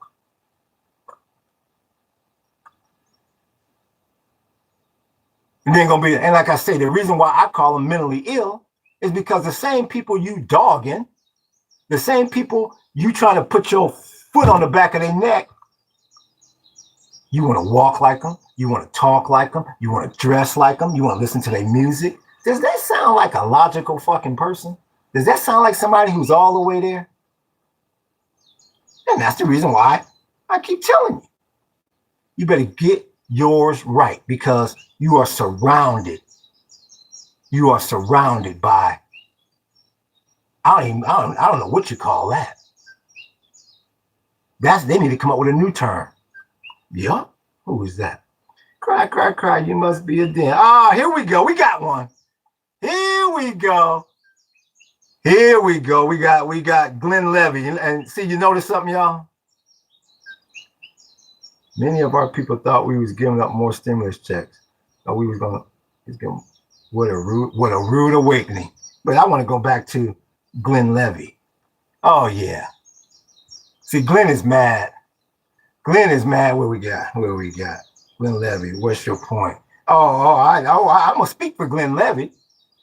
Oh, Glenn Levy is mad because that little dream of his, and because that little dream of his then turned into a nightmare. Like I told you, you have people. Yeah, you got a certain group of people in this country. They thought they'd be getting it. What is it? Saturday morning, I believe. They thought they'd be getting the wife and kids ready to go to a public lynching, or they thought they'd be auctioning off some brother on the damn White House lawn this Saturday afternoon. That's the dream. You got a certain group of people in this country what they thought. And now that it ain't happening, oh, he's over there crying and complaining again. No, you just mad. You just pissed off because somebody on here calling out that fake ass MAGA. See, he been on here a while. He's trying to restrain himself. Oh, shit, I'm gonna do it in all caps. Glenn Levy, the alarm clock then went off, big homie. You don't know who your ally is and who's not. You're getting your ass handed to you in the Gulf. Your petrodollars is at risk, and your little so-called supremacy ain't happening no more. Because nobody believes nothing that comes out of Orange Man Bad's fucking mouth. You got Jack Daniels trying to run your military and can't handle a little country like Iran that's living up in the hills. See, you believed in all that flexing all these years. No, you're out to lunch. You're the one crying, and I'm gonna keep the caps locked on. No, what you call crying, I call telling the damn truth. And you don't want to hear the truth because you've been handed everything your whole life. And you just mad that it's coming out now that the world is finding out the reason why this country is so damn rich ain't got nothing to do with your so-called brain superiority like you've been promoting all these years. It's because the GCC been keeping your damn country propped up. That's why. See, you never wanted that little dirty little secret to get out. Disillusional. It's exactly. And in denial because his little supremacy then been touched a little bit here. You're mad because Orange Man Bad don't know whether to turn left or right. He siding with the Ruskies and he's siding with the Iranians all at the same time when he said he was going over to the damn Ukraine to stop everything.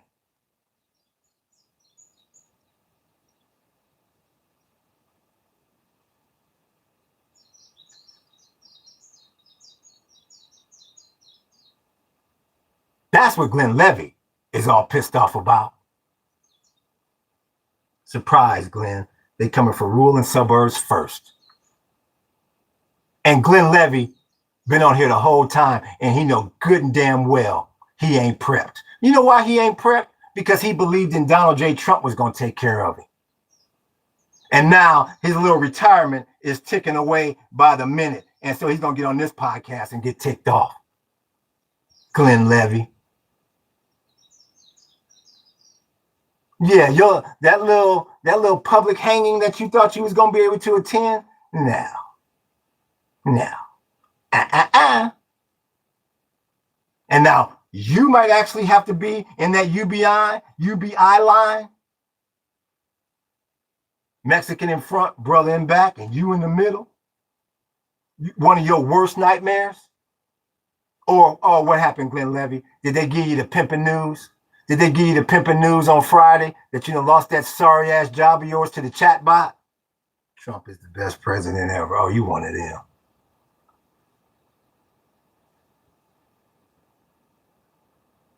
You wanted him.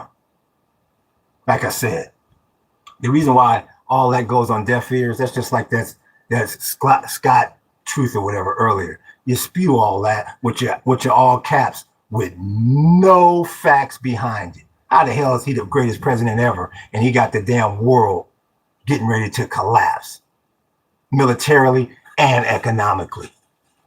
How the hell is he the greatest president for this country when the reserve currency is getting ready to be the Chinese yuan? Like I said, you don't listen to these damn fools because they're going to be the first one going, well, we're all Americans, aren't they? I'm not racist. Then he's going to come with the classic line. And all the brothers on here know this line. I've got plenty of black friends. Get the hell off my lawn, Glenn Levy, and go back to your damn rally. Just mad because you thought that you was going to get in there and for another 4 years, we was going to be able to dog this group and that group. And what's happening is you're getting your ass handed to you in the Gulf. Just go ahead, hit them with, but yeah, there you go. But hit them, but Joe Biden.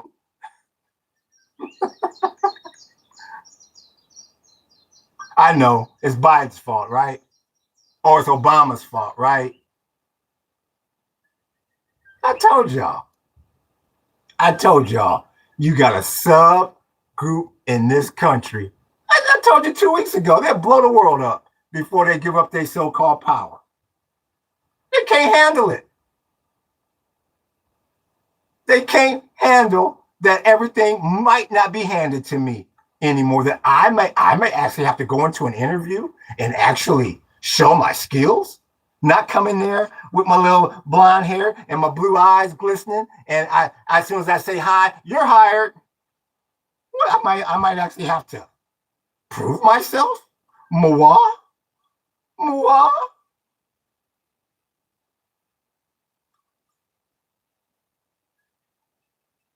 No, you good, big homie.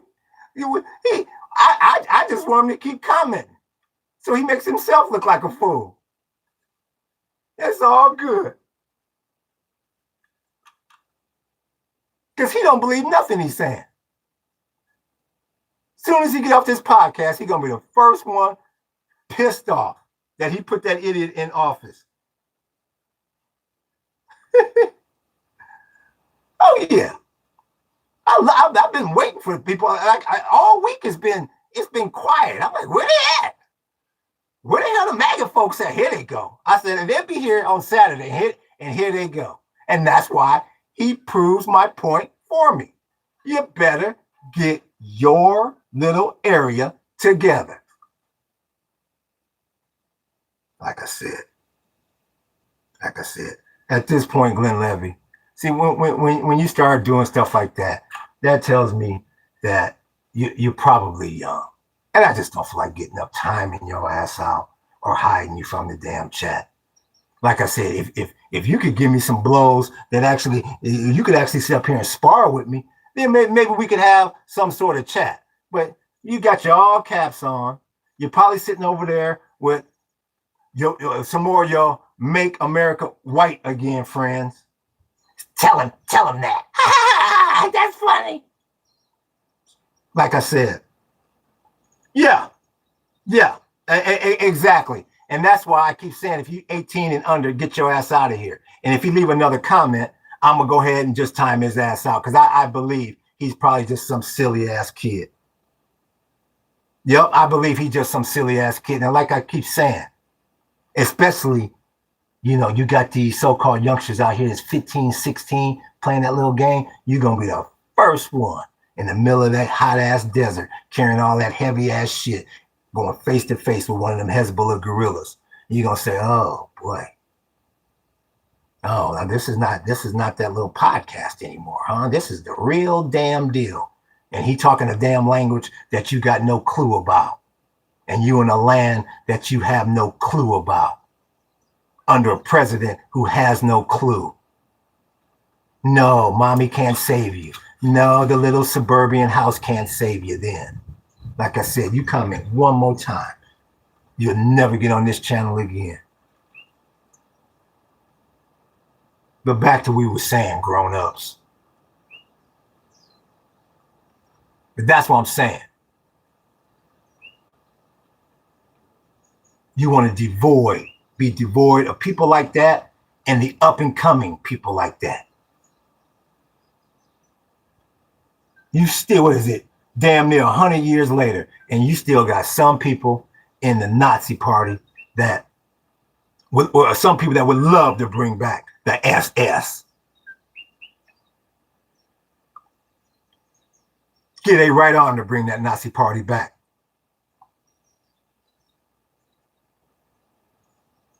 And that's why that monkey got 2 terms. Like I say, why else would they put him in there? I mean, would you let somebody drive your damn car that didn't have a driver's license? First thing you're going to say, well, hell no, I'm not going to let you drive. They're going to say, well, why? Because you have no experience driving, you monkey. So if you wouldn't let somebody drive your car with no experience, why in the hell would you let somebody in charge of your entire damn future? He will absolutely institute the draft. Yep, I think the MAGAs haven't come to terms with the fact that Trump doesn't care at all about them. What is the title of the podcast? There is no loyalty amongst thieves. If turning on his own means, hey, I got to renege on your MAGA, I got to do this on your MAGA, I can't, he'll turn on them like a damn twister. Like a Cat 5 tornado.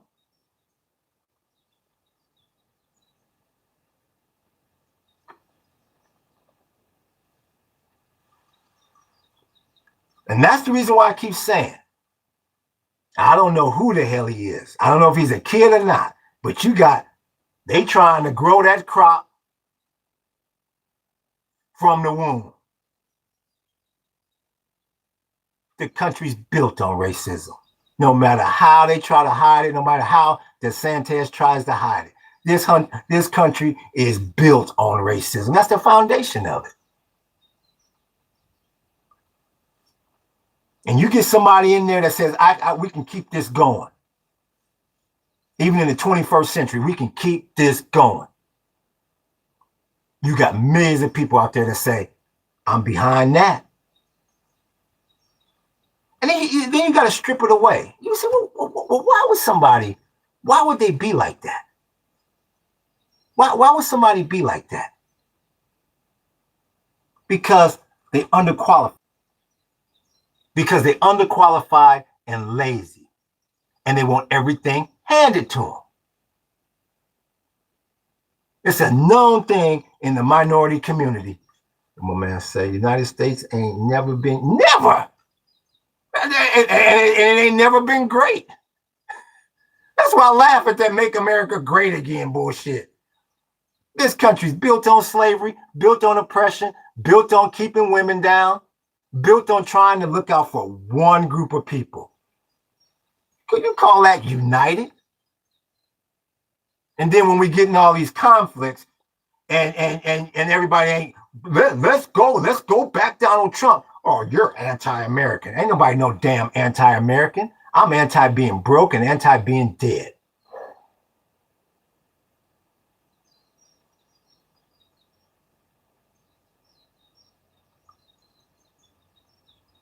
Best to get yours together because you are surrounded by idiots in this country.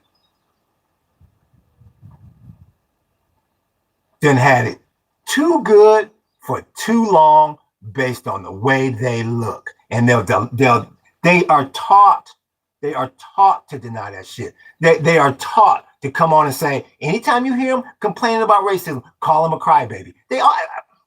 Don't believe me? Go back and look at some of my previous podcasts. I told you, for the regulars on here, I told you they run a script. They run a script. They taught this script behind closed doors.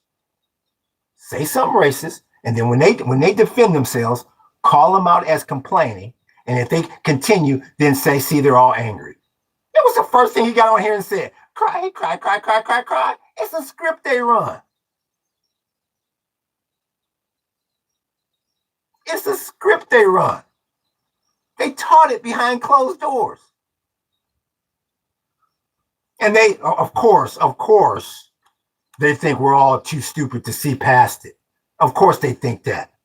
For sure. I appreciate that, big homie. I mean, that's what I'm saying, everybody on here. Because, see, we taught some things behind closed doors, too. See, they think we just walk through life oblivious. None of us have a father, and our mothers don't know anything, even if you don't have a father. No, we taught some things, too, behind closed doors, too, big homie. And that's the reason why this little conversation we having right now, that's why the enemy looking at us going, this going to be easy work. Because they all divided over there. They are all divided.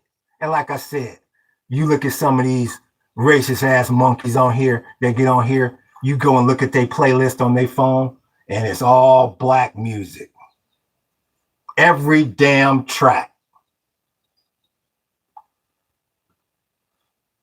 Knowing good and damn well behind closed doors, they be saying, and whoop, whoop, and that nigga did this, rapping, that nigga did. Oh, yeah. Glenn Ivy, I'm 56 years old. Seen many of you, big homie. Ain't no fool out here.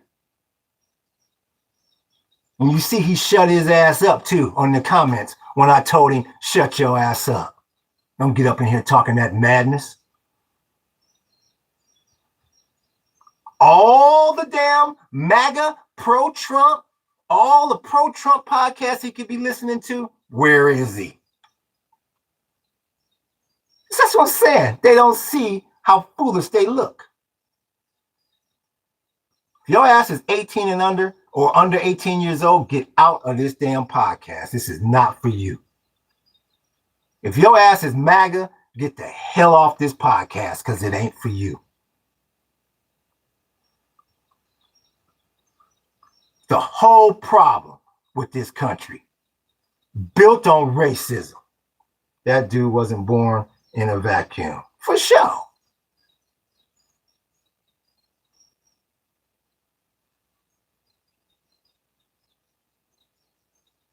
That's the whole problem with this country.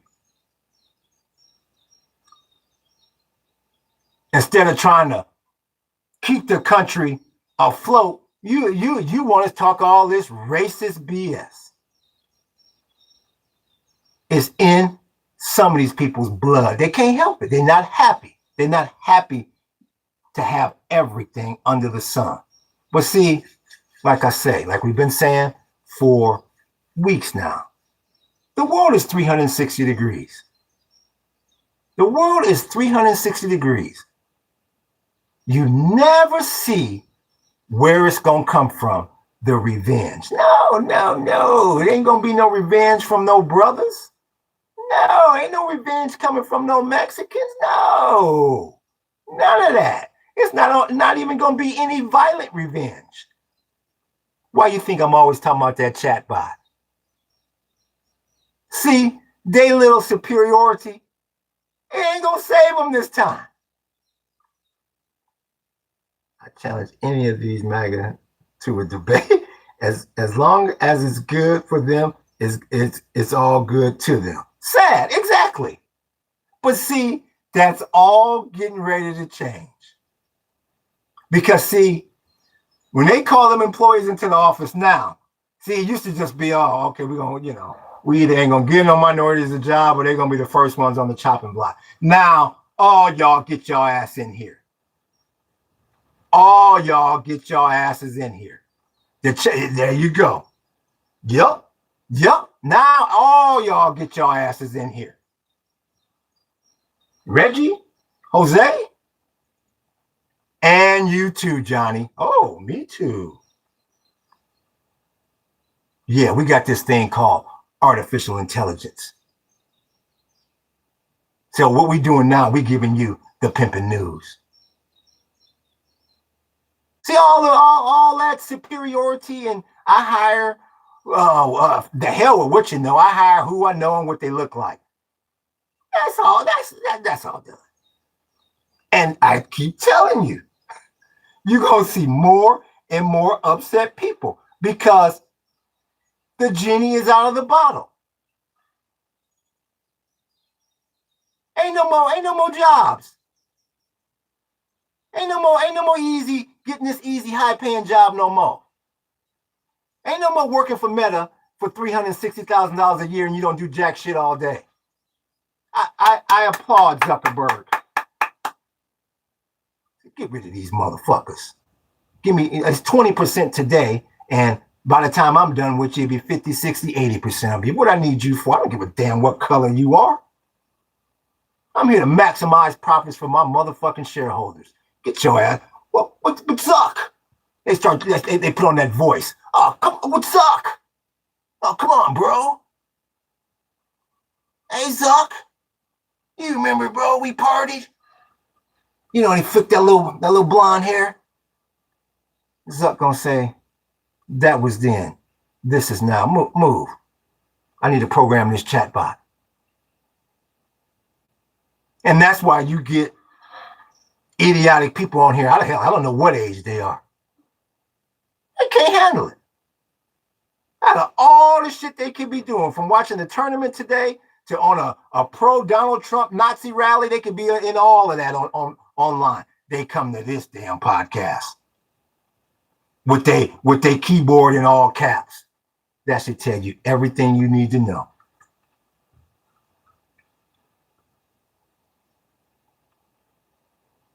What does up?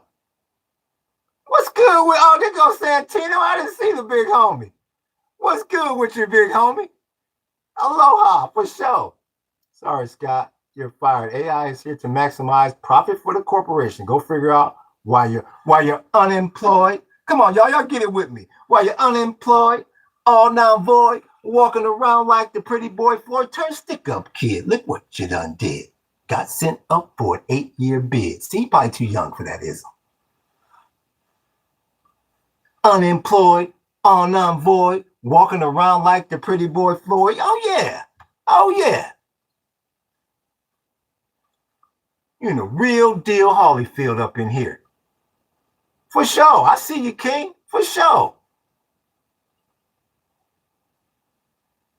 I'm in here telling people, giving my opinion on how you can get right off grid to save yours, and he come in, cry. The script. The same old script that's played out.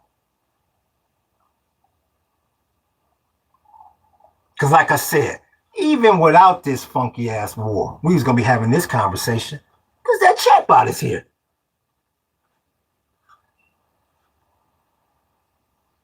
They cutting jobs by the damn second out there. And a certain group of people thought, well, maybe they'll spare me. Ain't sparing you, Nathan. And now you're going to have to fight, claw, and scratch like a bunch of minorities have had to do for generations. And like they say, it's just like on the street when you get into a fight. You get into a fight, you are going to revert back to your training. And if your ass ain't never had to, if everything's been given to you, I keep telling y'all. And see, you probably won't see it much over here in Hawaii. But I'm telling you, on that mainland, I'm telling you, you're going to be driving to work one day and you're going to be like, why is that motherfucker in the middle of the street looking like a zombie? Because it didn't hit his ass. Like this entitlement is gone. Ain't going to know what, no clue as to what to do. No clue. How could he? If I give you the keys right now to a damn rocket ship, are you gonna know what to do? If I drop your ass off at the International Space Station and say, okay, well good luck. Motherfucker, don't leave. Because you got no clue. Ain't got no experience. And that's why when it hit the fan, I want our people to be prepared. Because you talk about a new world order overseas and throughout the globe, it's going to be a new world order here as well. I'm crying. Real talk. That's why I want our people to be prepared. Because it may boil down to who the hell got the best garden out there. The hell with gold. The hell with silver. Like I said, all the people gonna do with all that is, if it get bad enough, they're gonna trade that for something to eat or something to drink. This whole ism can boil down to the naturals. Natural human needs. Can you feed yourself? Do you got something to eat and you got something to drink, and you got a roof over your head? The shit that we take for granted every day. Because ain't nobody, for sure, because ain't nobody coming to save you. And that's what you got a lot of these people, these MAGA people pissed off about.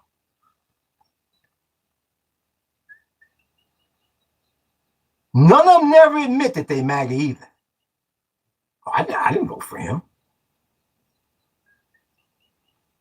Don't even want to claim they own.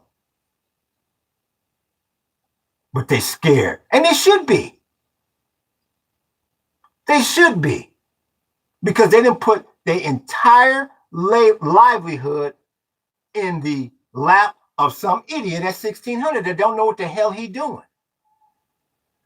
I'm like, don't listen to me.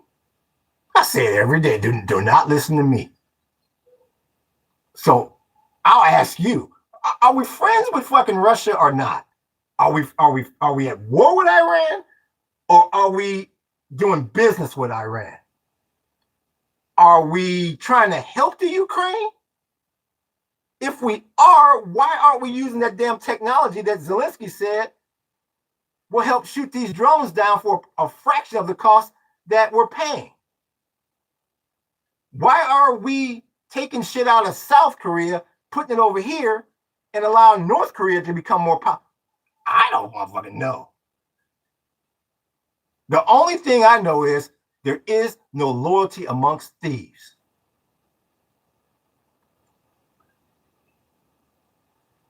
I have no idea who is friend, who is foe. They letting some ships through the damn strait. If your ass is willing to pay the $2 million tax, the $2 million toll, I'm trying to,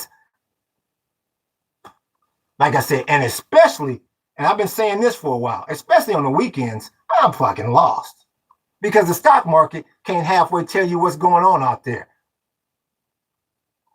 Flying blind for 2 days. The only thing I am sure of is I can't even say these 3 acres, because like I said, we ain't even seen the last 2 yet. This 1 acre, that's the only damn thing I'm sure of on this damn planet. Because that's the only thing I can see, touch, and feel. And my opinion would be you take that same attitude with your house, your apartment, or your land, or whatever you got going. Because this being so unpredictable, I'm telling you, man, I don't want to hear about none of y'all starving. I don't want to hear about none of y'all out there in the damn dark. Nah, man, I don't want to. I don't want to see you like that, big homie. Especially, I believe most of the people on here is doing pretty good. They got a job. They got they own property, or they at least in a position right now where they can pay their bills. I'm telling you, man, now is the time. I don't give a damn if you just grow 1 plant. Motherfucker, when we was babies, it was 1 little step at a time. That's all I can tell you, big homie. I appreciate it. That's all I can tell you.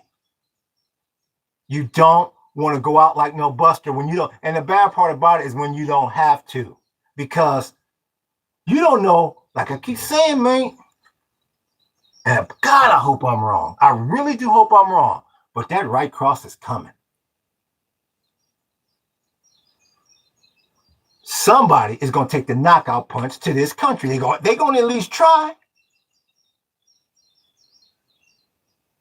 And they're going to do it while you got that fool in there at 1,600, because he don't know what he's doing. If I can see that and you can see that, you don't think the enemy sees that? You got to get out your comfort zone. They told me that when I ran track. I was a good runner in the beginning, but they kept saying, Jason, your problem is you scared of that pain. You scared to hurt that last 110 meters. He said, you got to get out your comfort zone. And when I manned up and get out my damn comfort zone, 3rd in the state through 800 meters, 1990, California. They comply and mow their lawns so the property doesn't look like an eyesore. Yup. Exactly. You got to get out your comfort zone, man. And then once you get out your comfort zone, that becomes addicting. It's like, oh, that shit hurt. That hurt. But you know what? All at the same time, it felt good. Let me get out there a little bit more on it. That felt good. And that's how you become a bad motherfucker out here. You got to get out your comfort zone. Yup, it becomes easier. You want it. You're looking around for, give me something else to eat. Where that pain at? Ah, give it to me. Just like that chat bot. Telling you, I appreciate that, big homie. You got to get out your comfort zone. That's why I say, I don't give a damn.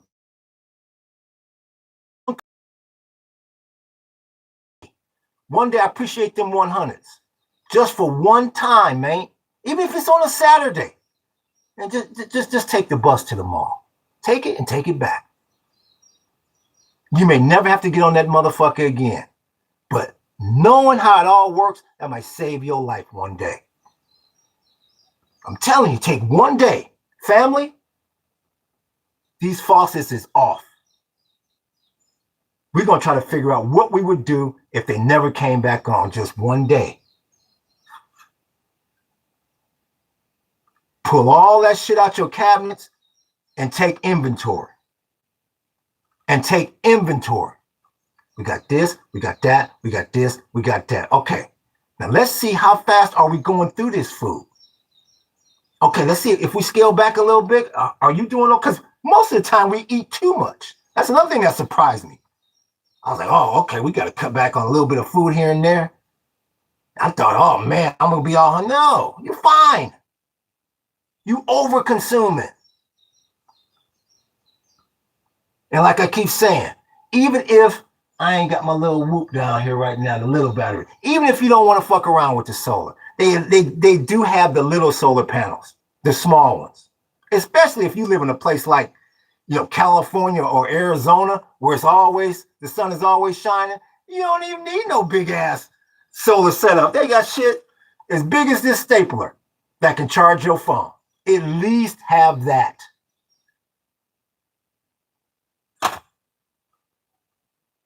If you live in an apartment, you got to do what you can on that balcony. If you live in a house, man, you got to figure out which trees you can cut down. How long is it going to take for this wood to dry? You got to figure all that out, big homie, now. Now. Don't go buy no Kings for charcoal. Say, okay, we're going to barbecue tonight. Daddy, you want me to get the charcoal? No, we pretending that there ain't no charcoal. We're going to cook it right here off this wood. And you'll go, oh, well, that wasn't that damn hard. Could save your life. Could save your children's life one day. Because you're going to have some people sitting around, some of these idiots that was in the chat, you're going to have them sitting around going, oh, well, don't worry about it. Oh, the government, they'll be here.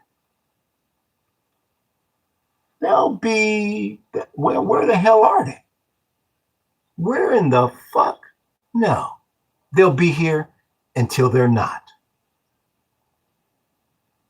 That's why I keep laughing at when people rely on the government. Do you watch The Walking Dead? Do you watch some of these TV shows and movies? That motherfucker's gonna be worried about them and theirs. The government is ran by human beings with families. Ain't nobody looking after your ass if it gets bad enough.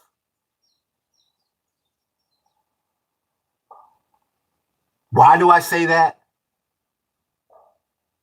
Yeah, you got Hollywood out there, but you also have something called 9/11. And I keep saying it. Because a lot of people on here, even though they grown, they was young during that time. Man, there was a few hours there. Nobody was in control. Nobody. You couldn't call anybody. The police, the mayor, the congressman, the senators, the governor. Nobody. We didn't know what a fucking president was. See, that's another thing that you better learn. See, the government's priority is, first and foremost, in a disaster, fuck the people. We got to make sure that the administration stays intact.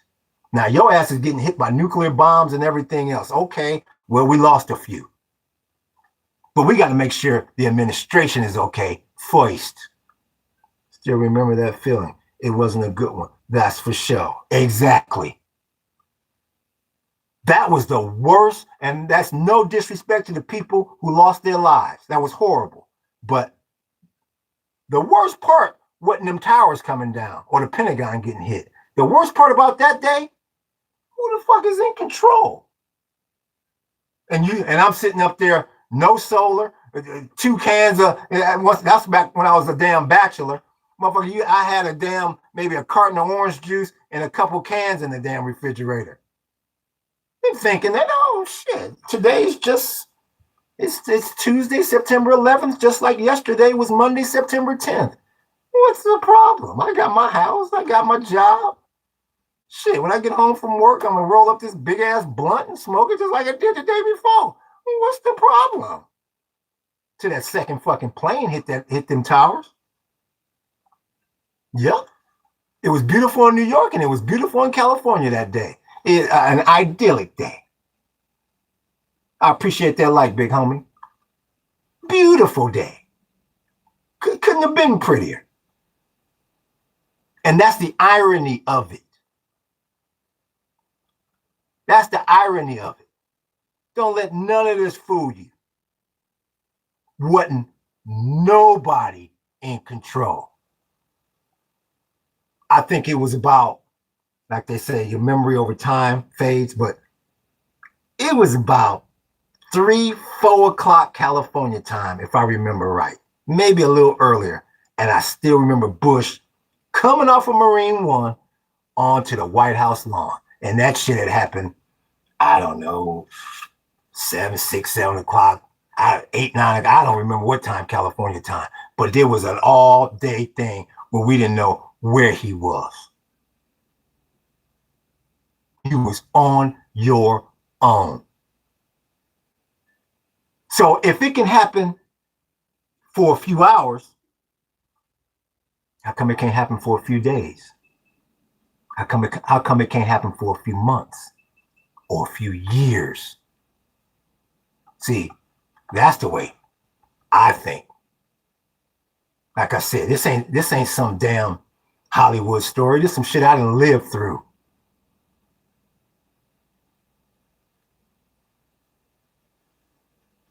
Don't listen to anyone. Don't trust anyone. You got to trust you and get your ism right. Because everybody, we all have different motivations. You got some motherfuckers out there, hell, they like, this is great. I hope I do die today. Oh, this would be a great way to go out. You're like, motherfucker, I've been living next to you for the last 5 years. I didn't know that about you. Yeah. Like Shakespeare said, big homie, all the world's a stage. We all put on masks.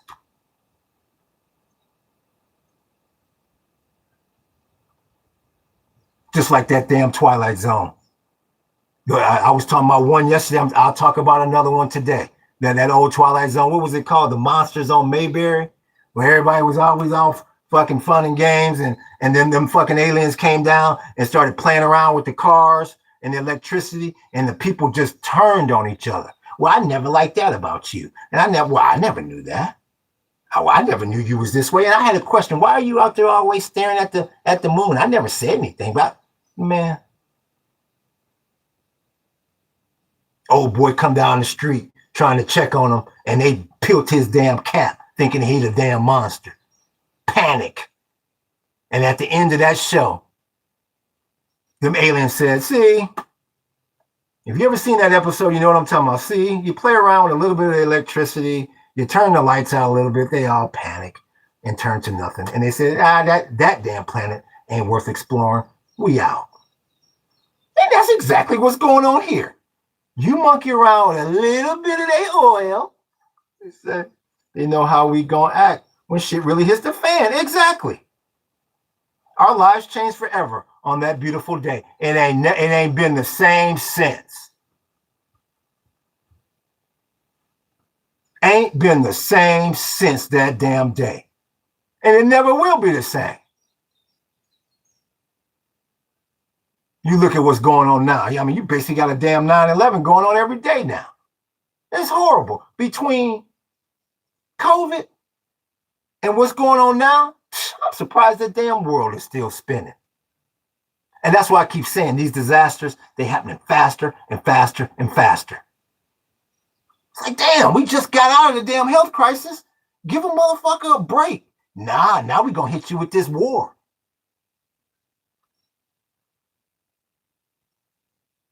You don't know what's next, for sure. You don't know what's coming out of left fucking field now. That's why, say it once, I'll say it again. And I apologize for the people that have heard it before. Michelle Obama told you, monkeys, that office is nothing to play around with. And they sent her out there to say it because they knew if they sent Barack out there to say it, oh, there that monkey is again. Oh, I thought we were done with him. No, they sent Michelle out there during that first Biden-Trump-ism. And she looked you monkeys dead in the eye and said, this office is nothing to play with. Take it from somebody who knows, not theory, not I heard, not a political science class, from somebody who knows. And now you're finding out what the fuck she was talking about. That's why I keep saying, you can't listen to none of this bullshit no more. You gotta get you right. Because like I keep saying, if you go out, big homie, if for some reason it get bad enough, and I hope I'm wrong and somebody go down, at least you want to say, motherfucker, I was in it to win it. On my gravestone, they're going to say that motherfucker was in it to win it. He didn't go out like no bitch-ass buster, standing in the middle of the 10 freeway in shock with shoestrings holding up his drawers. Because it's like, well, I don't know what to do. I'm not prepared, wasn't prepared. And you the person that's been given everything under the damn sun for the last 400 years.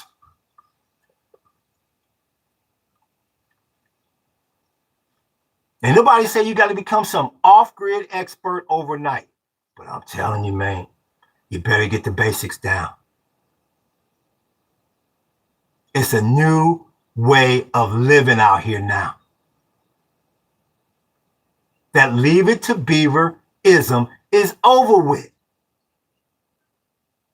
You know, when Ward shows his ass, when he shows up at home every day at 5 o'clock on the fucking dot, because there's no traffic out there and his car is clean and it's running smooth, and he gets in and he kisses June, and that damn, she got the hourglass figure and makeup is done, the fucking hair is all done, and everything is sparkling white, and there's not a problem in the damn world, except for Eddie Haskell's dumb ass then threw a rock through the window. That's the biggest problem on the planet. That's for WTBS. I appreciate that, like, big homie. That's for WTBS. That's fantasy land. Hey, Beef, you want to go down? You want to go down to Eddie's? I don't really like Eddie all that much. That shit is fantasy. Hey, man. Hey, I'll leave it to Beaver. Yeah, what's up with you, USA Co? Hey, man, check out that. You know what? To be honest with you, I haven't. I need, because you know what? I was thinking about it, and I was like, what's the name of it? I need you to, shit. If you can leave a comment on one of my videos with the name of it. Because I wanted to look at it. I was like, what's the name of that motherfucker again? Revelation? So, yeah, if you could please leave a comment on one of my videos. Because I do still want to check it out. That's for sure. Thanks for checking out. History. See on here, I'll never check it out. Check it. We'll like it. Yeah, I'm sure I will. If you could please leave me a comment with it. Like I said, that memory going. Leave that chronic alone, man. Yeah, because I want to check that out. That's real talk. Real talk. But yeah, man. Big homie, I appreciate it, big homie. I really do appreciate it. Mahalo. Yup. But yeah. Yeah. June Cleaver. Now she got Botox and a big fat ass that's with injections, and this ain't no more Leave It to Beaver. This is not no more Leave It to Beaver, big homie. For sure. It's on YouTube. I appreciate it. Thank you. Yeah, not June in that damn miniskirt. Hoeing. I don't even, what city did them motherfuckers live in? I never knew what city they lived in. Definitely gonna check that out. Yeah. Y'all check it out. Yeah, y'all check that out. He said it's supposed to be really, really enlightening. So I'm gonna check that out for sure. Yeah, that Leave It to Beaverism. And like I said, I give my right arm to go back to that. Shit. June's ass, that motherfucking apron she cleaning up everything. Ain't a spot on that motherfucker. The dress was white and the apron. I mean, I'm like, damn, June. Hair all done. That dinner was done. I mean, she just had the dinner done when that motherfucker was pulling up. Go sit. He didn't have to lift a finger. What was the daddy name? I forgot the daddy's name. I need to read that paper. Darling, you ready to eat? Idyllic. Okay, I put it on your last live. Okay, mahalo, big homie. I appreciate you. Oh, yeah. Them days is over. For sure. You too, my man. For sure. Aloha. Yeah. I give my right arm to go back to Leave It to Beaver days. Hell yeah. He didn't have no motherfucker named Donald Trump to worry about or Jack Daniels running the show. It was just the threat, the possible threat of the Russians. Oh, I would love to go back to them damn days. For sure. Well, this might happen, and this could happen. That motherfucker Ward, I was thinking name Ward. He's sitting that damn lazy boy. That nigga didn't even take off his suit. That's how chill he was. Read that damn paper. Shit. No, was no school shootings and shit. Didn't have to worry about none of that with Wally and all them. Oh, come on, Beef.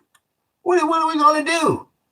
Oh, well, I'm going fishing this weekend. You're on your own, Wally. That was the biggest problem. Getting down, getting worms for the damn rods so we can go fishing. Shit. You ain't never going back to that. Never, ever, ever.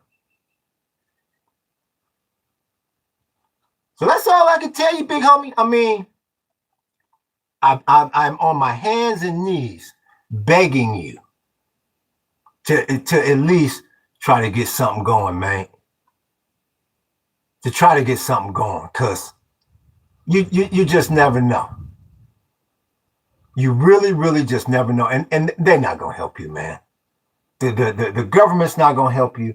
The state's not going to help you. And if they do want to help you, there's a really good chance, man, they can't even get to you in time. They can't help everybody.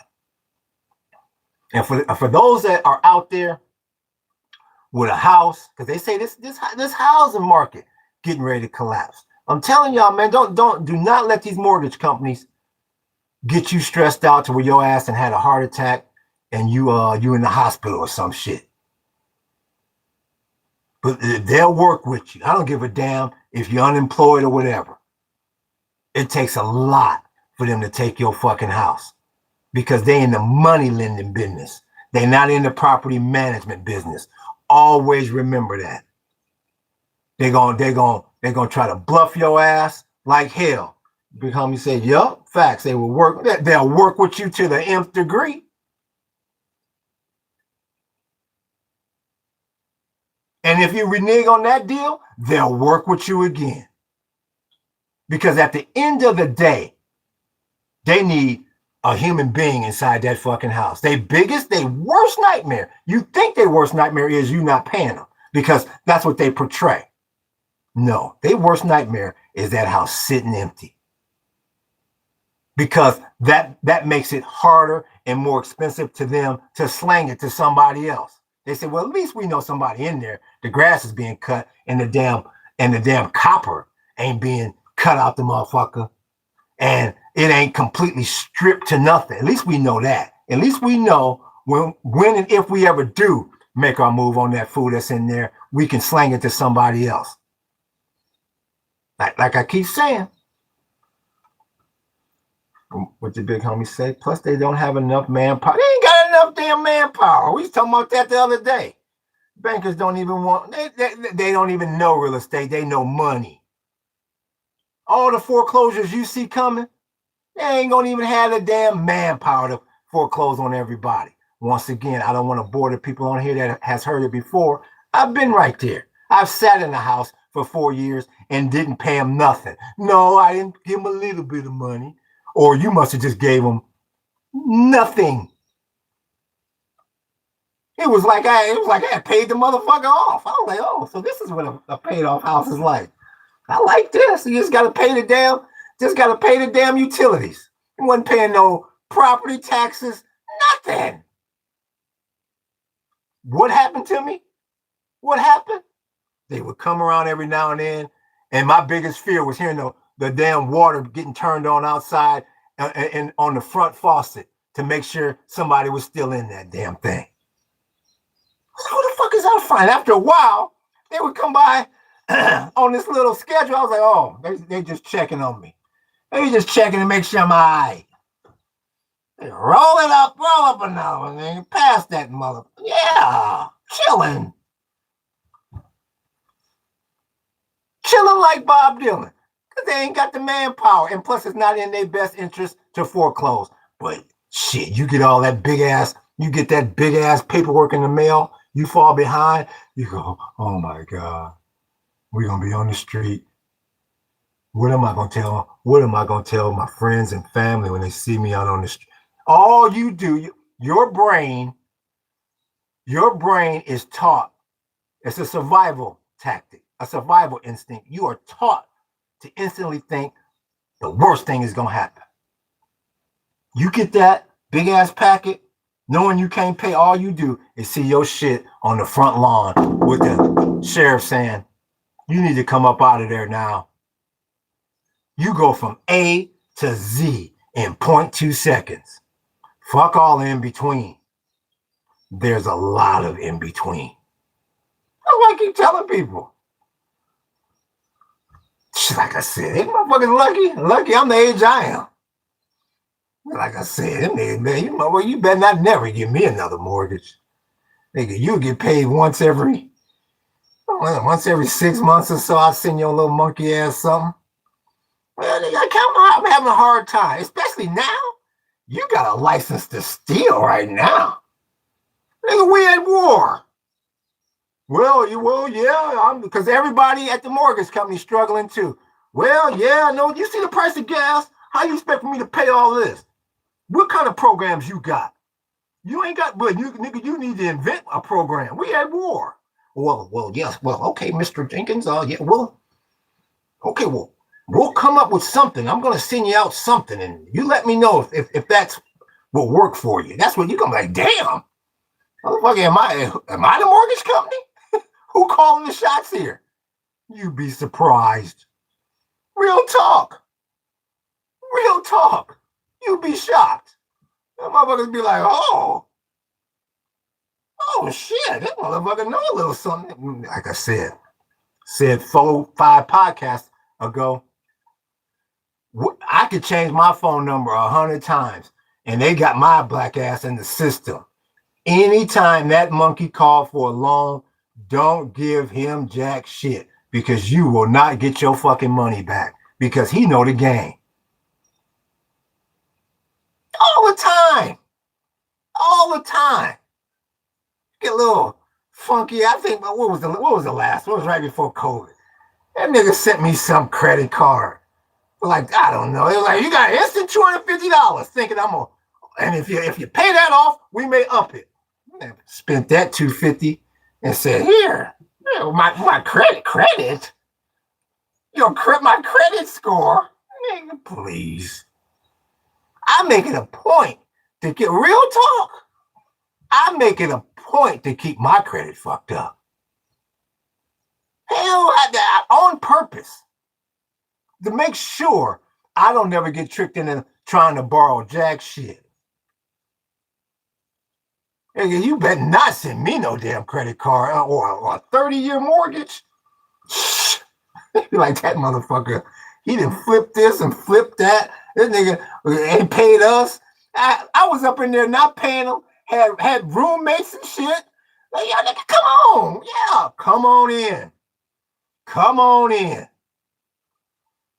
Roommates ain't know them. They didn't know I wasn't paying. Because I knew wasn't nothing gonna happen. Why did they need to know? All I had to do was keep the damn utilities on. Stack my cheddar. When I was done playing that silly ass game, because like I said, at the end of the whole thing, it was 4 years later. I was like, man, I'm just sick of being here at this point. I want to move. I called him and said, come and get this damn house. The keys is on the damn no, don't do that. I said, man, I'm moving to fucking Hawaii. I got my cheddar stacked. I am 5,000. I got a few $1,000. I'm taking my ass to Waikiki. And I'm gonna make it over there. I'm not gonna sit playing this silly ass game with y'all. Come and get this fucking house.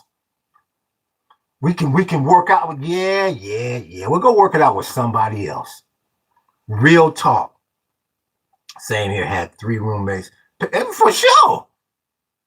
And at least she was paying the mortgage. That money went to me. Shit. I mean, got your money. I don't know. And it got to the point where it wasn't even about really like, can we work something out? Can we do this? Can we do that? It was just about, yeah, for sure. It was just about, well, yeah, I'm still here. Are you still there? Okay, yeah, just stay there. It was the other day, it was past. All right, well, can you make this payment? Well, what if we do this? Can you put the loan on the whoop-de-whoop and whoop-de-whoop? We was past all that. Are you still there? I'm still here. Okay, go ahead and stay there. And I kid you not, when it first started, I kid you not, I had moved in with one of the homies. I was like, man, I was thinking about moving to China. And sometimes I wonder if that's the move I should have made. I was going to go and teach English over in China. But I was like, man, I might have to come and kick it with you for a minute. And I was substitute teaching. I was like, man, I'm going to stack a little cheddar and get up out of here. I wasn't even in the house. Them motherfuckers called me and said, can you go back? Can you do us a favor and go back?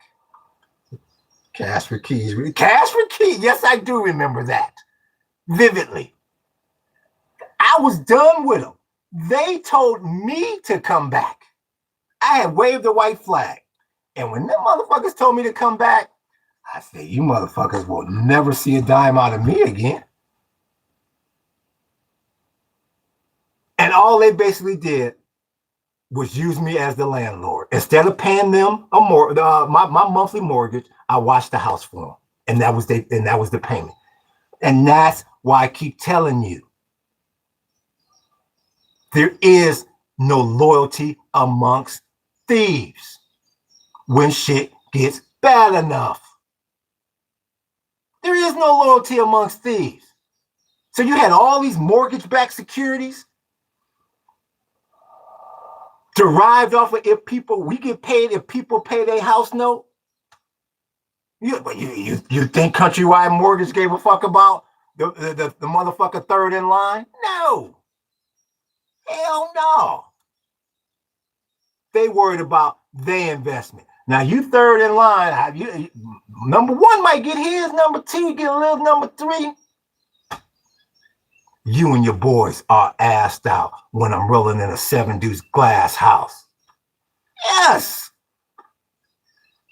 That's why I get on here and talk to you passionately. And I know you got some MAGA people on here hiding, talking about, see how unhinged they are. Because see, they don't want me to tell you the real. See, they want to be the only ones doing whoop-de-whoop and working the system and all that.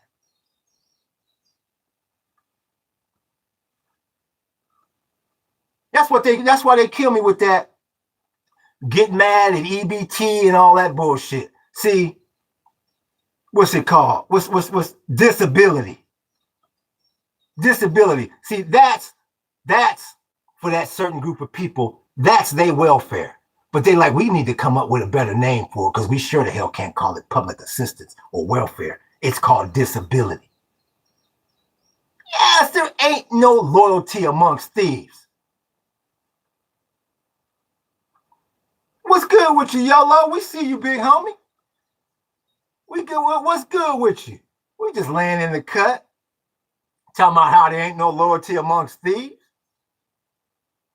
But yeah, though, you in the crib because they say that's coming, and I hope I'm wrong.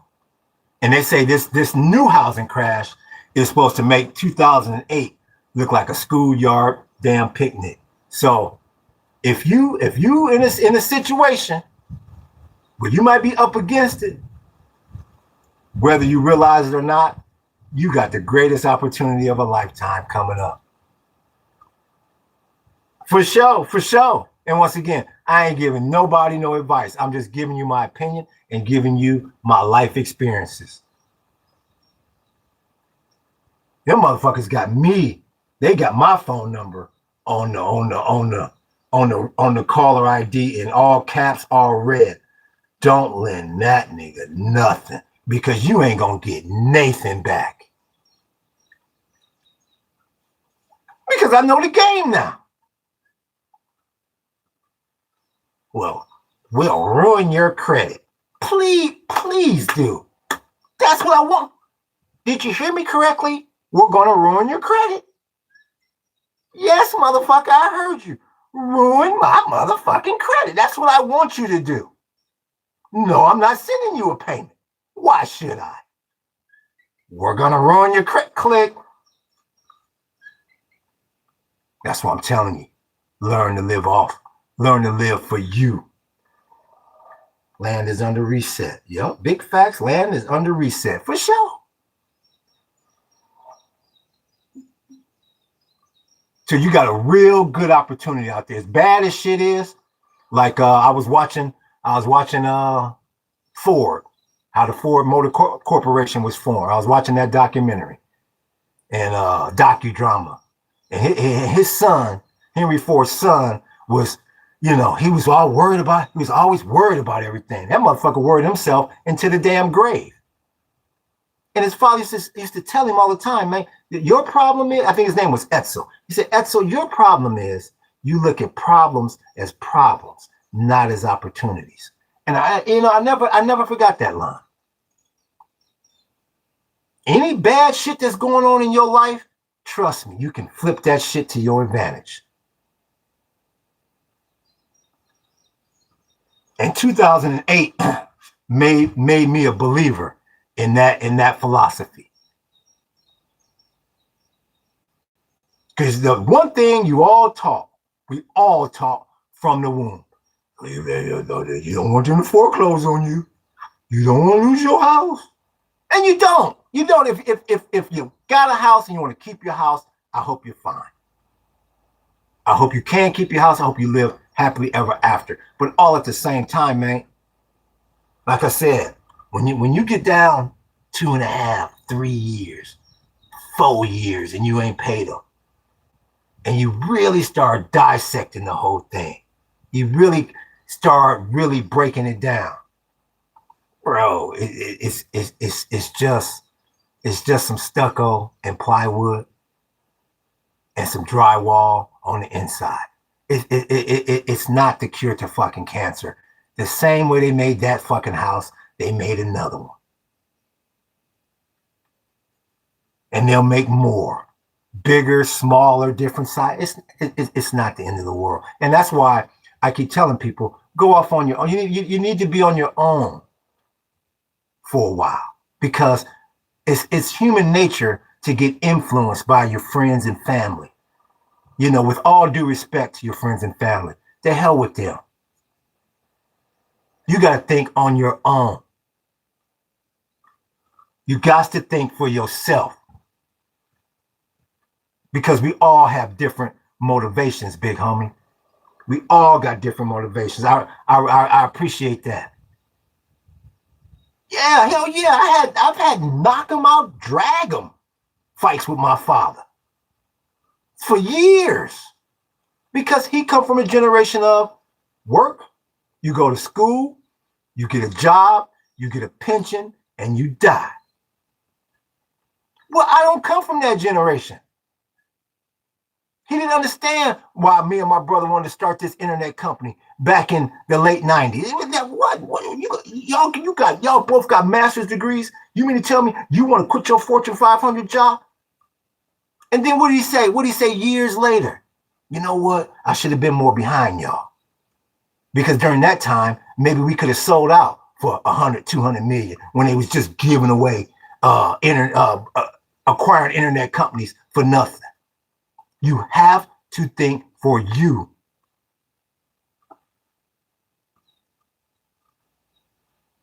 And especially your fucking friends. You don't, like I keep saying, you don't know what the hell your friends say about you behind your damn back. That's one thing that I love about being 56 years old. You realize, no, everybody don't have your best interests at heart. See that little bullshit, junior high, high school, you're monkeying around in college at frat parties and shit. See, you start getting into your 20s and 30s, you know, motherfuckers start getting married and fuck how you look to women. It's like, motherfucker, what you got? What you own? What you got going? When that shit starts to come into play, see, then it's like, motherfuckers start getting real ruthless then. It's like, oh, what kind of job? Oh, how you get that job? They'll stop talking to you, but will continue to talk about you all day long. So if you got to pull back, you in a big ass expensive house, and you like, man, you know, if I just got out of this house and I buy that little cheap ass house for cash, it may not look as pretty, it may be in a different neighborhood, but I'm debt free. But a lot of people won't do it because they're like, well, such and such. The first thing they gonna ask is, well, what happened? You always in that big old beautiful house. Now, why you got that? The hell with them people. Because they secretly jealous of your ass that you done got rid of all your damn bills. Like I said, facts, my family talked about me for buying the shit. Exactly. I know exactly what you talking about, big homie. And now, like I said, had a big, beautiful one of them suburban 1,700 square foot houses, brand new. Shit, with paying the house note on all that. Now, this motherfucker here that you're looking at, that's made of pallets. And which location you think I sleep better in? Rice cheer. Right here. No rent, no mortgage, no light bill, no gas bill, no water bill, no car note. Fuck that. For what? For sure, big homie. For what?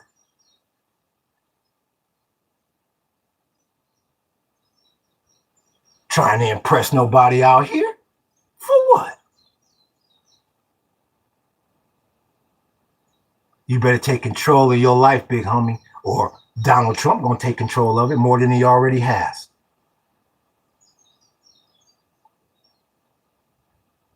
Motherfuckers better learn how to live 1,000% on their own. To hell with what people think about your monkey ass. Because regardless of what they tell you, they looking out for themselves. And if you find a cheaper way to live, oh yeah, in the beginning, they're gonna try to clown, but you stand up to that and show them, I don't give a damn what you think. You give it a month or two later. I appreciate that, like, big homie. The first thing they're gonna be inquiring about is, now how'd you do that? Oh yeah, oh okay. Oh, well, where do you get the pallets? I hear that all the fucking time. That's the number one question. And the thing about it is, you're so blind. You are so blind and caught up into the system. You see pallets everywhere. But you blind. It's just like your nose. Your brain sees your nose all day long, but it blocks it out. You driving, you going through all these locations. You at Walmart, pallets every fucking where, but you don't see them because you don't think you'll ever need a fucking pallet. For sure, real talk. What the fuck am I gonna do with a pallet? How do I know that? Because I used to be one of them people.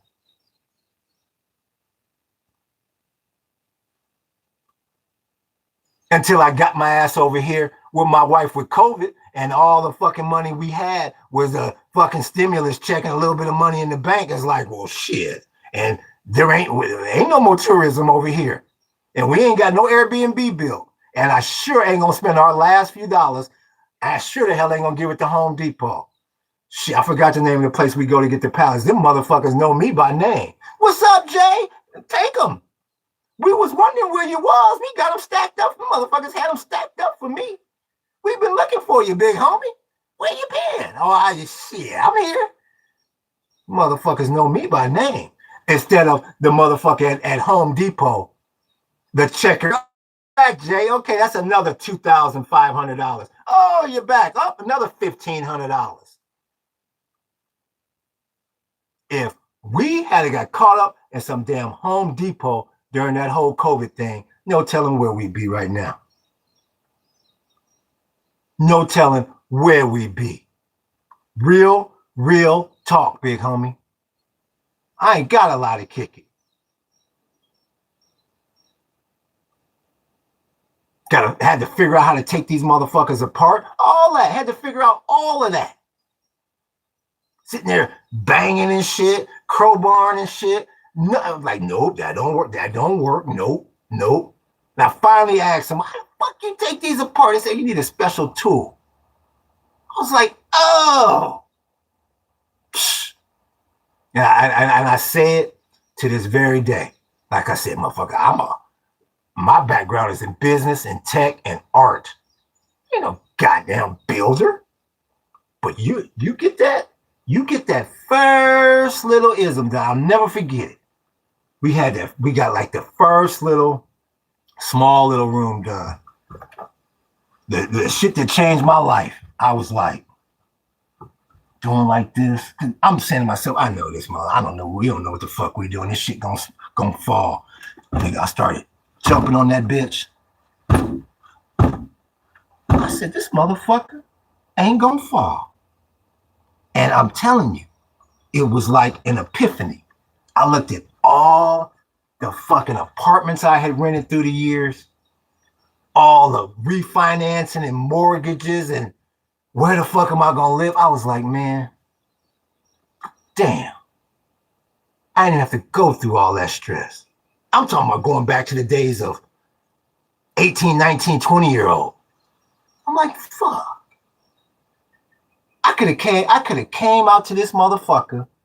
And see, that's when you start processing your life. Like, damn, I could have came out here when I was like 18 years old, right after I graduated from high school. Started buying up this land, selling tours, when this fucking land was $2,000. And by now, I have 8 Ferraris out in front. But you think anybody gonna tell you that? You think they're gonna teach you that in school and college? Hell no. And the great thing about it is you don't panic every time something goes wrong, like that storm. Hoping and praying don't nothing happen. But if something did, like I told you, the structure we in, window included, cost about $500. And that was built, that most of that went to the paint, the screws, and the damn window. Okay, well, we got to rebuild it. You let the fucking roof fall off, go flying off of your house. Well, we can get somebody out there. It's going to be a couple weeks now.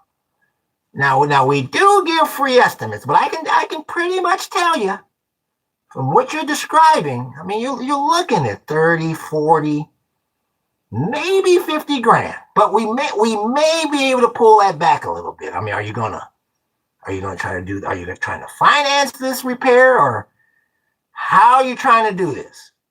And your ass is saying, motherfucker. That's exactly what your monkey ass is saying. I appreciate that like, big homie. I appreciate all this. Yeah, I do. Real talk. Motherfucker. And you say the next 5 years, my whole life is fucked. All the vacation done, that new car done. Done. Don't be that person. That's all I beg you. You don't want to be that person. Because it's a new world order. And do not let that fool you into thinking that's all some political Donald Trump shit. It's a new world order in everybody's life as well. Real talk. You got it. It's time to change it up now. It's time to flip the script. And when they see enough people flipping the script, that's when they'll change. That's when the powers that be will change. They say, oh, the people ain't dumb no more. Oh, they're not dumb no more. Okay, we got to stop pulling the wool over everybody's motherfucking eyes.